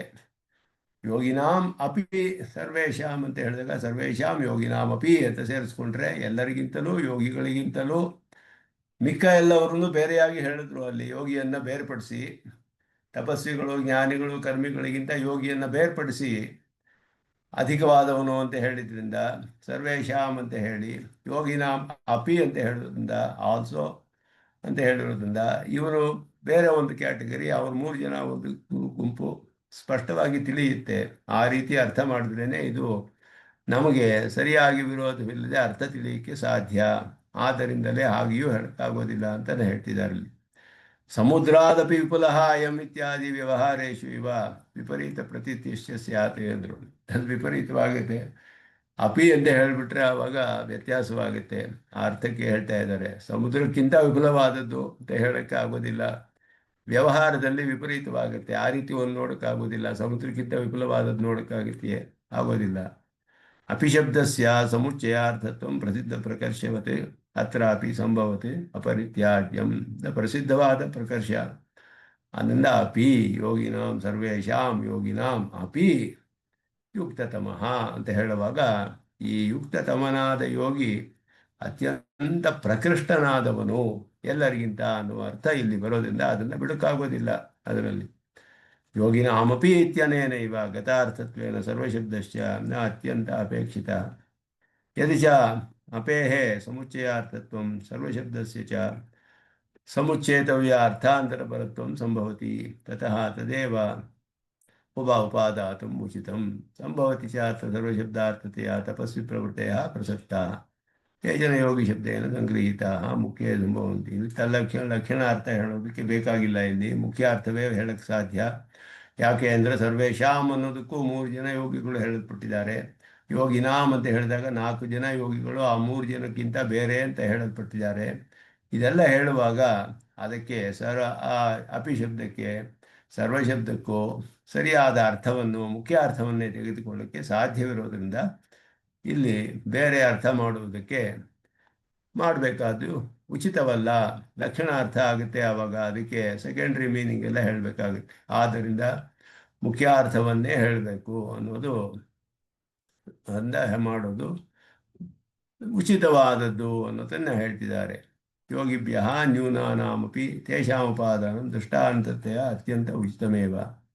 ಅದರಿಂದ ಯೋಗಿಗಳಿಗಿಂತ ಕಡಿಮೆ ಆಡಲ್ಪಟ್ಟವರು ಅಂತ ಹೇಳಿರೋದ್ರಿಂದ ಸರ್ವೇಶಾಮ್ ಅಂತ ಹೇಳುವುದು, ಅದನ್ನು ತೆಗೆದುಕೊಂಡು ದೃಷ್ಟಾಂತಕ್ಕೂ ಕೂಡ ಉಚಿತವಾಗುತ್ತೆ. ಸರ್ಷಪ ಮೇರು ಅಂತ ಹೇಳೋದ್ರಿಂದ ಉಚಿತವಾಗುತ್ತೆ ಅನ್ನೋದನ್ನು ಹೇಳಿದ್ರು. ಯೋಗಿನಾಂ ತಪಸ್ವಿ ಪ್ರವೃತ್ತೀನಾಂ ಚ ಸಮುಚ್ಚಯ ಅವರತ್ವ ಸಾಮ್ಯ ಪ್ರತಿಪಾದನ ಉಪೈಕತ್ವಾತೆ ಅತ್ಯಂತ ಅಪೇಕ್ಷಿತ. ಎಲ್ಲರೂ ಪರಮಾತ್ಮ ಯೋಗಿಗೆ ಹೋಲಿಸಿದ್ರೆ ಇವರೆಲ್ಲರೂ ನಿಕೃಷ್ಟರೇ. ಅವರತ್ವ ಅನ್ನೋದು ಹೇಳಿರೋದ್ರಿಂದ ಇದನ್ನು ಒಂದು ಗುಂಪು ಮಾಡೋದು ಉಚಿತವಾಗಿದೆ. ಎಲ್ಲರ ಅಧಿಕಾರಿಗಳನ್ನು 4 ಜನ ಆತ್ಮಯೋಗಿಗಳು, 3 ಜನ ಬೇರೆ ಅಧಿಕಾರಿಗಳು ಎಲ್ಲರನ್ನು ಸೇರಿಸಿ ಒಟ್ಟಿಗೆ ಪರಮಾತ್ಮರೊಡನೆ ಹೋಲಿಸೋದೇ ಇಲ್ಲಿ ಉಚಿತವಾದ ಅರ್ಥ. ಆದ್ದರಿಂದ ಅದುವೇ ಅಪೇಕ್ಷಿತವಾದದ್ದು ಕೂಡ. ಯಾಕೆ ಅಂದರೆ ಮುಂದೆ 6 ಅಧ್ಯಾಯಗಳಲ್ಲಿ ಅದ್ಭುತವಾಗಿ ಭಕ್ತಿಯೋಗಿಯ ಮಹಿಮೆಯು ಕೊಂಡಾಡಲ್ಪಡುತ್ತೆ. ಅವನ ಮುಂದೆ ಬೇರೆ ಯಾರೂ ಇಲ್ಲ ಅಂತ ಹೇಳಿ, ಅಂತಹ ಉತ್ಕೃಷ್ಟತೆ ಆ ಒಂದು ಧ್ಯೇಯವಾದ ಪದಾರ್ಥದಿಂದ ಆ ರೀತಿ ಬರುತ್ತೆ. ಜ್ಞಾನಿಗಳ ಮಹಿಮೆ ಅದ್ಭುತವಾಗಿ ಹೇಳಲ್ಪಡುತ್ತೆ. ಅದೆಲ್ಲ ಕಾರಣಗಳಿಂದಲೂ ಕೂಡ ಇಲ್ಲಿ ಅರ್ಥ ಮಾಡಿರೋದು ಸರಿಯಾಗಿದೆ, ಉಚಿತವಾಗಿದೆ. ತಥೇತ ಸರ್ವಂ ಅಭಿಪ್ರಾಯನ್ನಾಹ ಅಪಿ ಸರ್ವೇಷಾಂ ಇತಿ ಉಕ್ತೇನ ನ್ಯಾಯೇನ ಪ್ರಕರಣವಶಾತ್ ತೇಷು ಅನಂತರ್ಗತತ್ವಾತ್ ಅಂತರ್ಭಾವಯಿತು ಅಶಕ್ಯತ್ವಾಚ. ಪ್ರಕರಣದಲ್ಲಿಯೂ ಕೂಡ, ಪ್ರಕರಣ ವಶದಿಂದಲೂ ಕೂಡ ಮುಂದಿನ ಅಧ್ಯಾಯಕ್ಕೆ ಇದು ಪ್ರಸ್ತಾವವಾಗುತ್ತೆ. ಆದ್ದರಿಂದ ಈ ಯೋಗಿಗಳಲ್ಲಿ ಸೇರಿಲ್ಲ, ಈ ಯೋಗಿಯು ಬೇರೆಯಾದವನು ಅನ್ನೋದು ಅವರೊಡನೆ ಇಲ್ಲಿ ಸೇರಿಸೋದಕ್ಕೆ ಯೋಗ್ಯವಲ್ಲ. ತಪಸ್ವ್ಯಾದಿ ಸಂಗ್ರಹಾಭಿಪ್ರಾಯಂ ವಕ್ತುಂ ಯೋಗಿಭ್ಯ ಯುಕ್ತತಮಃ ಅಧಿಕಃ ಇತ್ಯರ್ಥಃ. ಅಧಿಕ ಅಂತ ಅರ್ಥ, ಯುಕ್ತತಮಃ ಯತ್ವಾ ಯೋಗಿನಾಂ ತಪಸ್ವಿ ಪ್ರವೃತ್ತೀನಾಂ ಚ ಯಥಾಸೌ ಉಪಾಯ ಯುಕ್ತತ್ವಾತ್. ಅಲ್ಲಿಗೆ ತೇಭ್ಯ ಸರ್ವೇಭ್ಯ ಅಯಂ ಅತಿಶಯಿತ ಉಪಾಯಯುಕ್ತ ಇತ್ಯರ್ಥಃ. ಅವರವರು ಯಾವ ಉಪಾಯವನ್ನು ಸ್ವೀಕಾರ ಮಾಡಿದಾರೋ ಆ ಎಲ್ಲ ಉಪಾಯಗಳಿಗಿಂತಲೂ ಇದು ಅತ್ಯಧಿಕವಾದ ಉಪಾಯ. ಮೋಕ್ಷಕ್ಕೆ ಸಾಕ್ಷಾತ್ತಾಗಿ ಉಪಾಯವಾಗುತ್ತೆ ಇದು. ಇದರಿಂದ ಪರಮಾತ್ಮನ ಅನುಗ್ರಹ ನಮಗೆ ನೇರವಾಗಿ ಲಭಿಸುತ್ತೆ. ಅದು ಕಡೆಯಲ್ಲಿ ಪರಮಾತ್ಮನೇ ಉಪಾಯ ಅಂತ ಹೇಳಿದ್ರು ಕೂಡ ಅದಕ್ಕೆ ವ್ಯಾಜ ಅನ್ನೋದು ಭಕ್ತಿಯೋಗ. ಆದ್ದರಿಂದ ಬೇರೆ ಎಲ್ಲ ಉಪಾಯಗಳಿಗಿಂತ ಅಧಿಕವಾದದ್ದು ಅನ್ನೋದು ಸ್ಪಷ್ಟವಾಗಿ ತಿಳಿಯುತ್ತೆ. ಇಲ್ಲಿ ಎಲ್ಲ ಉಪಾಯಗಳಿಗಿಂತಲೂ ಅಧಿಕವಾದ್ದರಿಂದ ಅತ್ಯಧಿಕವಾದ ಶ್ರೇಷ್ಠವಾದ ಉಪಾಯವನ್ನು ಹೊಂದಿರುವವನು ಅಂತ ಇಲ್ಲಿ ಅತಿಶಯಿತ ಉಪಾಯಯುಕ್ತ. ಅಯಂ ಅತಿಶಯಿತ ಉಪಾಯಯುಕ್ತ ಅಥವಾ ಯೋಗ್ಯತಮಃ, ಅತ್ಯಂತ ಯೋಗ್ಯನಾದವನು. ಮುಕ್ಷುಗಳಲ್ಲಿ ಅವನು ಉಚ್ಛ್ರಾಯದ ಸ್ಥಿತಿಯಲ್ಲಿ ಇರುವಂತಹವನು. ಏತದ ಅಖಿಲಂ ಅಭಿಪ್ರೇತ್ಯ ಶ್ರೇಷ್ಠತಮಃ ಇತಿ ವಕ್ಷ್ಯತೆ. ಅತ್ಯಂತ ಶ್ರೇಷ್ಠನಾದವನು. ಯೋಗಿಭ್ಯೋಪಿ ನ್ಯೂನತಮಃ ತಪಸ್ವಿ ಪ್ರವೃತ್ತಯ ಕಿಮರ್ಥಮತ್ರ ಸಂಗೃಹ್ಯತೆ ಅಂತ ಹೇಳಿದಾಗ, ಯೋಗಿಗಳಿಗಿಂತ ಬಹಳ ನಿಕೃಷ್ಟನಾದವರು ಕೇವಲ ತಪಸ್ವಿಗಳು, ಕರ್ಮಿಗಳು, ಜ್ಞಾನಿಗಳು ಅಂತ ಹೇಳಿದ್ರಲ್ಲ ಅಂತ ಹೇಳಿದ್ರೆ, ಅವುಗಳಲ್ಲಿಯೂ ವ್ಯತ್ಯಾಸ ಇರುತ್ತೆ. ಸರ್ಷಪಗಳಲ್ಲಿಯೂ ವ್ಯತ್ಯಾಸ ಇರುತ್ತೆ. ಸಾಸಿವೆಯಲ್ಲೂ ಕೆಲವು ಸಣ್ಣ ಸಾಸಿವೆ, ದಪ್ಪ ಸಾಸಿವೆ ಇರುತ್ತಲ್ಲ. ಪರಮಾತ್ಮನ ಯೋಗಕ್ಕೆ ಹೋಲಿಸಿದ್ರೆ ಅಷ್ಟೇ ವ್ಯತ್ಯಾಸ. ಹಾಗೆ ಹೇಳ್ತಾ ಇದ್ದಾರೆ ಇಲ್ಲಿ. ಅದಪೇಕ್ಷೆಯ ಅಂತ ಹೇಳಿದ್ರು. ಅದಕ್ಕೆ ಅದರ ಒಂದು ಮುಂದೆ ಹೋಲಿಸಿದ್ರೆ ಲೌಕಿಕೋದಾಹರಣೆನ ಮೇರೂಪೇಕ್ಷೆಯ ಅವರತ್ವೇನ ಕಶ್ಚಿತ್ ವಿಶೇಷ ಇತಿ ಅಯುಕ್ತಂ ತಥಾ ಸತಿ ತಪಸ್ವಿ ಪ್ರವೃತ್ತೀನಾಂ ಯೋಗಿನಾಂ ಚ ಅತ್ಯಂತ ಸಮತ್ವ ಪ್ರಸಂಗಾತೆ. ಅಂದರೆ ಅವರ ಅಂತ ಹೇಳೋದ್ರಲ್ಲಿ 2 ಸಮ ಅಂತ ಹೇಗೆ ಹೇಳಕ್ಕಾಗುತ್ತೆ? ಆತ್ಮಯೋಗಿ ಉತ್ಕೃಷ್ಟ ಅಂತ ತಾನೇ ಹೇಳಿರೋದು. ಅಲ್ಲಿಯೂ ವಿಶೇಷವಿದೆಪ್ಪ ಅಂತ ಭಾಷಿಕಾರರು ತೋರಿಸ್ತಾರೆ. ಮೇರೋಪೇಕ್ಷೆಯಾಪಿ ಸರ್ಷಪಾಣಾಂ ಮಾತ್ರೆಯ ನ್ಯೂನಾಧಿಕ ಭಾವೇನ ನ್ಯೂನಾಧಿಕ ಭಾವೇನ ಅವರತ್ವ ಅವರತರತ್ವ ರೂಪ. ಒಂದು ಅವರ ತರ ಅಷ್ಟೇ ವ್ಯತ್ಯಾಸ. ಮೇರುಗೆ ಹೋಲಿಸಿದ್ರೆ ಚಿನ್ನದ ಪರ್ವತ, ಆತ್ಮಯೋಗಿ ಅವರ ತಪಸ್ವಿಗಳು ಮೊದಲಾದ ಅವರ ತರ, ಅವರಿಗಿಂತ ಇನ್ನೂ ಅವರಾದವರು ಹಾಗೆ ಹೇಳಬಹುದೇ ಹೊರತು ಬೇರೆ ಏನು ಹೇಳಕ್ಕಾಗೋದಿಲ್ಲ ಅಂತ ಹೇಳಿದ್ರೆ ಪರಮಾತ್ಮ ಯೋಗದ ಮಹಿಮೆ ಅತ್ಯಧಿಕವಾದದ್ದು ಅಂತ ಇಲ್ಲಿ ಹೇಳ್ತಾ ಇರೋದು. ಅದರಲ್ಲಿ ನೇದಾನಿಂ ಮಿತಃ ತಾರತಮ್ಯಂ ನಿಷಿದ್ಯತೆ. ಪರಸ್ಪರ ತಾರತಮ್ಯ ಇದ್ದೇ ಇದೆ. ತಪಸ್ವಿಗಳಿಗೂ ಕೇವಲ ಜ್ಞಾನಿಗಳಿಗೂ ಕರ್ಮಿಗಳಿಗೂ ಆತ್ಮಯೋಗಿಗಳಿಗೂ ತಾರತಮ್ಯ ಇದ್ದೇ ಇದೆ. ಆದರೆ ಈ ತಾರತಮ್ಯವೆಲ್ಲವೂ ಕೂಡ ಇವರವರಲ್ಲಿ ಅತ್ಯಧಿಕವಾಗಿದ್ದರೂ ಪರಮಾತ್ಮನ ಯೋಗಕ್ಕೆ ಹೋಲಿಸಿದ್ರೆ ಎಲ್ಲವೂ ನಿಕೃಷ್ಟವಾಗಿಬಿಡುತ್ತೆ ಅನ್ನೋದು ಪರಮಾತ್ಮನ ಯೋಗದ ಮಹಿಮೆ ಅಷ್ಟು ಅಧಿಕವಾದದ್ದು ಅಂತ ತಿಳಿಸುತ್ತೆ ಅದು. ಕಿಂತು ಮಿತಃ ತಾರತಮ್ಯ ಮತಾಮಪಿ ಅತ್ಯಂತ ಅತಿಶಯಿತ ಅಪೇಕ್ಷೆಯ ನ್ಯೂನತ್ವ ಮಾತ್ರ ವಿಶಿಷ್ಟಂ, ಎಲ್ಲವೂ ನ್ಯೂನವಾಗಿಬಿಡುತ್ತೆ, ಅದರಲ್ಲಿ ಯಾವ ವಿಶೇಷವೂ ಇಲ್ಲ. ತಾವತಾ ಏವಚ ಅವರತ್ವ ವ್ಯವಹಾರ ಅಪಿ ಅವಿಶಿಷ್ಟ ಜಾಯತೆ, ಅವರತ್ವ ಅನ್ನೋದ್ರಲ್ಲಿ ಯಾವ ವಿಶೇಷವೂ ಇಲ್ಲ. ಆದ್ದರಿಂದ ಮತ್ಪ್ರಿಯತ್ವಾತಿರೇಕೇಣ, ಈಗ ಪರಮಾತ್ಮನ ಸ್ವರೂಪದಲ್ಲಿ ತಿಳಿಸ್ತಾರೆ, ಅಹಂ ಪ್ರಿಯ ಪ್ರೀತಿ ವಿಷಯ ಯಸ್ಯ ಸಹ ಮತ್ಪ್ರಿಯ ತಸ್ಯ ಭಾವ ತತ್ವಂ ಭಕ್ತ್ಯತಿರೇಕೇಣ ಇತ್ಯರ್ಥಃ. ಮತ್ಪ್ರಿಯತ್ವಂ ಅಂತ ಹೇಳಿದ್ರು. ಅಹಂ ಪ್ರಿಯ ಪ್ರೀತಿ ವಿಷಯ ಯಸ್ಯ, ನಾನೇ ಅತ್ಯಂತ ಪ್ರೀತಿಗೆ, ಅವನ ಪ್ರೀತಿಗೆ ವಿಷಯವಾದವನು ನಾನೇ. ಆ ಭಾವವೇ ಮತ್ಪ್ರಿಯತ್ವಂ ಅಂತ ಹೇಳಿ, ಅತ್ವ ಸೇರಿದ್ರೆ ಪ್ರಿಯತ್ವಂ ಆಗುತ್ತೆ. ಹಾಗೆ ತಸ್ಯ ಭಾವ ತತ್ವಂ, ತತ್ವಂ ಅಂದರೆ ಇಲ್ಲಿ ರಿಯಾಲಿಟಿ ಅಲ್ಲ, ತತ್ವ ಅಲ್ಲ, ತತ್ವತ್ರಯ ಅನ್ನೋ ಅರ್ಥವಲ್ಲ. ತತ್ವಂ ಅಂದರೆ ಅದರ ಭಾವವು ಅಂತ ಅರ್ಥ. ತಸ್ಯ ಭಾವ ತತ್ವಂ, ಮತ್ಪ್ರಿಯ ತಸ್ಯ ಭಾವ ಮತ್ಪ್ರಿಯತ್ವಂ ಅಂತ ಅರ್ಥ. ಹಾಗೆ ಅದಕ್ಕೆ ಅರ್ಥ ಮಾಡಬೇಕು. ಅನನ್ಯ ಧಾರಣ ಸ್ವಭಾವತೆಯ ಸ್ವಾಭಿಮತ ಭೋಗ್ಯಮೇವ ಹಿ ಧಾರಕಮಿತಿ ಭಾವ. ಅವನಿಗೆ ಅಭಿಮತವಾದ ಭೋಗ್ಯವಾದ ಪದಾರ್ಥವೇ ಧಾರಕವಾಗುತ್ತೆ ಅವನಿಗೆ. ಆದ್ದರಿಂದ ಪರಮಾತ್ಮನೇ ಅತ್ಯಂತ ಪ್ರಿಯನಾದ್ದರಿಂದ ಅವನೇ ಅವನಿಗೆ ಧಾರಕನ, ಅವನಿಗೆ ಬಿಟ್ಟು ಬೇರೆ ಧಾರಕವಿಲ್ಲ ಅವನಿಗೆ.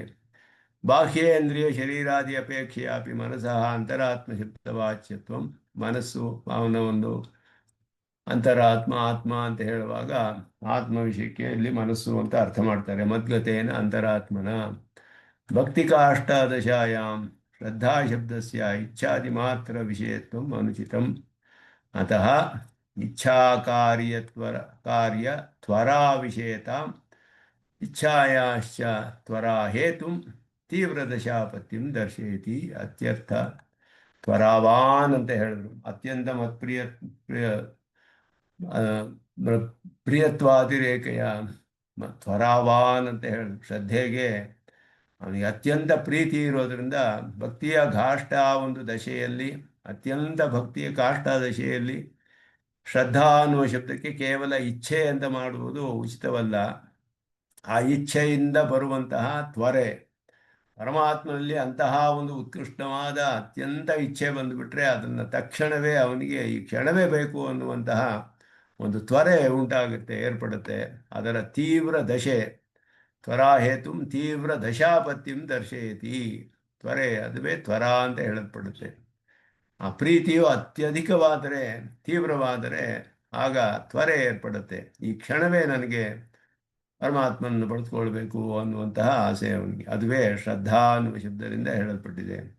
ಭಜನೀಯತೆಯ ನಿರ್ದಿಷ್ಟಸ್ಯ ಶ್ರುತಿ ಸ್ಮೃತ್ಯಾದಿ ಶತೈ ವಕ್ಷ್ಯಮಾಣ ಷಟ್ಕದ್ವಯೇನ ಭೋಕ್ತಾನುಪಾಸನ ಉಪಯುಕ್ತ ಆಕಾರಾನ್ ಮಾಂ ಇತ್ಯನೇನ ವಿವಕ್ಷಿತಾನ್ ದರ್ಶಯತಿ ವಿಚಿತ್ರ ಇತಿ. ವಕ್ಷ್ಯಮಾಣ ಷಟ್ಕದ್ವಯೇನ ಅಂದರೆ ಮುಂದಿನ 2 ಷಟ್ಕಗಳಲ್ಲಿಯೂ ಹೇಳಲ್ಪಡುತ್ತೆ.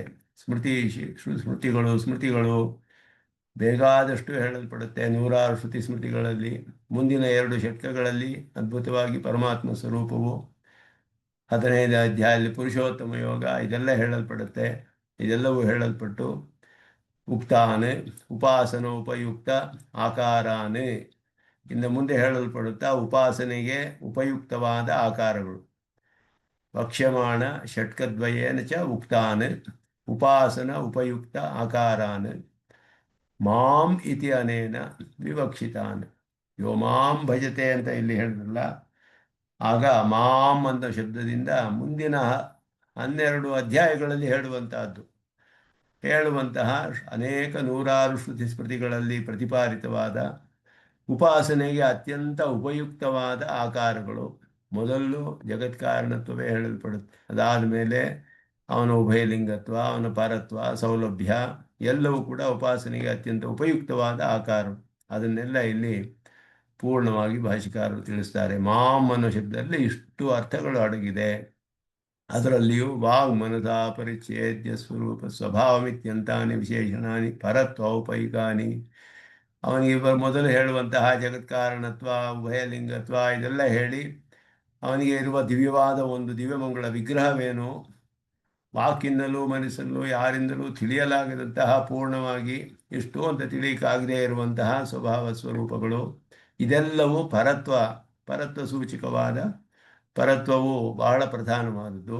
ಅದೇ ಸಮಯದಲ್ಲಿ ತತಃಪರಾಣಿತು ಸೌಲಭ್ಯ ಉಪಾಯಿ ಸೌಲಭ್ಯ ಔಪಯಿಕಾನಿ, ಸೌಲಭ್ಯಕ್ಕೆ ಉಪಯುಕ್ತವಾದದ್ದು, ಸುಲಭವಾಗಿರುವುದು ಎರಡೂ ಇದ್ರೇನೆ ಆಗ ಅವನನ್ನು ಆಶ್ರಯಿಸಬಹುದು. ತದುಭಯ ಅಭಿಧಾನಂ ಚ ಅತಿ ಸುಲಭಸ್ಯ ತೃಣಾದೇಹೆ ಅತಿ ದುರ್ಲಭಸ್ಯ ಮೇರ್ವಾದೇಶ್ಚ ಅತ್ಯಂತ ವೈಕಲ್ಯೇನ ಅನುಪಾದೇಯತ್ವಾತ್. ಅನ್ಯತರ ವೈಕಲ್ಯೇನ, ಎರಡಕ್ಕೂ ಒಂದು ಇಲ್ಲ. ಅನ್ಯತರ ವೈಕಲ್ಯ ಅಂದರೆ ಒಂದಕ್ಕೆ ಇನ್ನೊಂದಿಲ್ಲ. ತೃಣಕ್ಕೆ ಸೌಲಭ್ಯವಿದೆ, ಪರತ್ವವಿಲ್ಲ. ಮೇರು ಪರ್ವತಕ್ಕೆ ಪರತ್ವವಿದೆ, ಸೌಲಭ್ಯವಿಲ್ಲ. ಯಾರು ನೋಡಿಲ್ಲ, ಪುರಾಣಗಳಲ್ಲಿ ಹೇಳಿದೆ ಚಿನ್ನದ ಪರ್ವತ ಅಂತ ಹೇಳಿಬಿಟ್ಟು, ಅದು ಯಾರು ಕಂಡವರಿಲ್ಲ. ಸೌಲಭ್ಯ ಇಲ್ಲ, ಅದಕ್ಕೆ ಪರತ್ವವಿದ್ರೂ ಸೌಲಭ್ಯವಿಲ್ಲ. ಅದರಿಂದ ಅನ್ಯತರ ವೈಕಲ್ಯ, ಒಂದಿದ್ರೆ ಒಂದಿಲ್ಲ, ಅವಾಗ ಪ್ರಯೋಜನವಾಗುವುದಿಲ್ಲ. ಎರಡೂ ಇದ್ರೇನೆ ಅವನ್ನ ಆಶ್ರಯಿಸುವುದಕ್ಕೆ, ನಮಗೆ ಬೇಕಾದ ಫಲವನ್ನು ಪಡೆದುಕೊಳ್ಳೋದಕ್ಕೆ ಪ್ರಯೋಜನವಾಗುತ್ತೆ. ಕಾರಣವಾಕ್ಯ ಸ್ಥಾನಂ ಸದ್ಬ್ರಹ್ಮಾದಿ ಸಾಮಾನ್ಯ ಶಬ್ದಾನಾಂ ಅನನ್ಯಥಾ ಸಿದ್ಧ ವಿಶೇಷ ಉಪಸ್ಥಾಪಕ ನಾರಾಯಣ ಪದಾರ್ಥ ಪರ್ಯವಸಾನಂ ಅಭಿಪ್ರಾಯನ್ನೇ. ಎಲ್ಲ ಶಬ್ದಗಳು ಇದು ಅನೇಕ ಕಡೆ ಬಂದಿದೆ. ಕಾರಣವಾಕ್ಯಗಳಲ್ಲಿ ಎಲ್ಲ ಉಪನಿಷತ್ತುಗಳಲ್ಲಿ ಹೇಳಲ್ಪಟ್ಟ ಸತ್ಶಬ್ದವಾಗಲಿ, ಬ್ರಹ್ಮಶಬ್ದವಾಗಲಿ, ಆತ್ಮವಾಗಲಿ, ಆಕಾಶ, ಜ್ಯೋತಿ ಮೊದಲಾದ ಅನೇಕ ಶಬ್ದಗಳು ಕಾರಣತ್ವ ಲಿಂಗವನ್ನು ಹೊಂದಿರುವ ಶಬ್ದಗಳು ಹೇಳಲ್ಪಟ್ಟಿದೆ. ಅದೆಲ್ಲವೂ ಕೂಡ ಸಾಮಾನ್ಯ ಶಬ್ದಗಳು. ವಿಶೇಷ ಶಬ್ದವಾದ ನಾರಾಯಣ ಶಬ್ದದಲ್ಲಿ ಪರ್ಯವಸಾನವಾಗುತ್ತೆ. ಆ ವಿಶೇಷವೇ ಅನನ್ಯತಾ ಸಿದ್ಧವಾದದ್ದು. ಇದೆಲ್ಲ ಅನ್ಯತಾ ಸಿದ್ಧ. ಸತ್ ಅಂತ ಹೇಳಿದ್ರೆ ಅದು ಒಂದು ಪೂರ್ಣವಾದ ಅರ್ಥ ತಿಳಿಸೋದಿಲ್ಲ. ಚೇತನವೋ ಚಿಕ್ಕದೋ ದೊಡ್ಡದೋ ಏನು ತಿಳಿಯೋದಿಲ್ಲ. ಅದು ಅನ್ಯತಾ ಸಿದ್ಧ. ಬೇರೆ ಪ್ರಮಾಣದಿಂದ ತಿಳಿಬೇಕು. ಸತ್ ಅನ್ನೋದು ಏನು, ದೊಡ್ಡ ಪದಾರ್ಥವೇ, ಚಿಕ್ಕ ಪದಾರ್ಥವೇ, ಚೇತನವೇ, ಅಚೇತನವೇ, ಇದು ಅನ್ಯತಾ ಸಿದ್ಧವಾಯಿತು. ಅನನ್ಯತಾ ಸಿದ್ಧವಾದ ನಾರಾಯಣ ಶಬ್ದ ದೇವತಾ ವಿಶೇಷವನ್ನು ನೇರವಾಗಿ ತಿಳಿಸುತ್ತೆ. ಆದ್ದರಿಂದ ಈ ಎಲ್ಲ ಸಾಮಾನ್ಯ ಶಬ್ದಗಳು ವಿಶೇಷ ಶಬ್ದದಲ್ಲಿ ಪರ್ಯವಸಾನ, ನಾರಾಯಣ ಶಬ್ದದಲ್ಲಿ ಪರ್ಯವಸಾನವಾಗುತ್ತೆ ಅನ್ನೋದನ್ನು ಸೂತ್ರಕಾರರು ಹೇಳ್ತಾರೆ. ಜನ್ಮಾದ್ಯಸೇತಃ ಇತಿ ಸೂತ್ರ ನಿರೂಪಿತಾರ್ಥೇನ ಯಥೋ ವಾಯುಮಾನಿ ಇತ್ಯಾದಿ ವಾಕ್ಯೇನ ಪ್ರತಿಪಾದಿತಂ ಜಿಜ್ಞಾಸ್ಯಸ್ಯ ಬ್ರಹ್ಮಣಃ ಲಕ್ಷಣಂ ದರ್ಶಯಿಷ್ಯಮಾಣ ಜಗತ್ಕಾರಣತ್ವ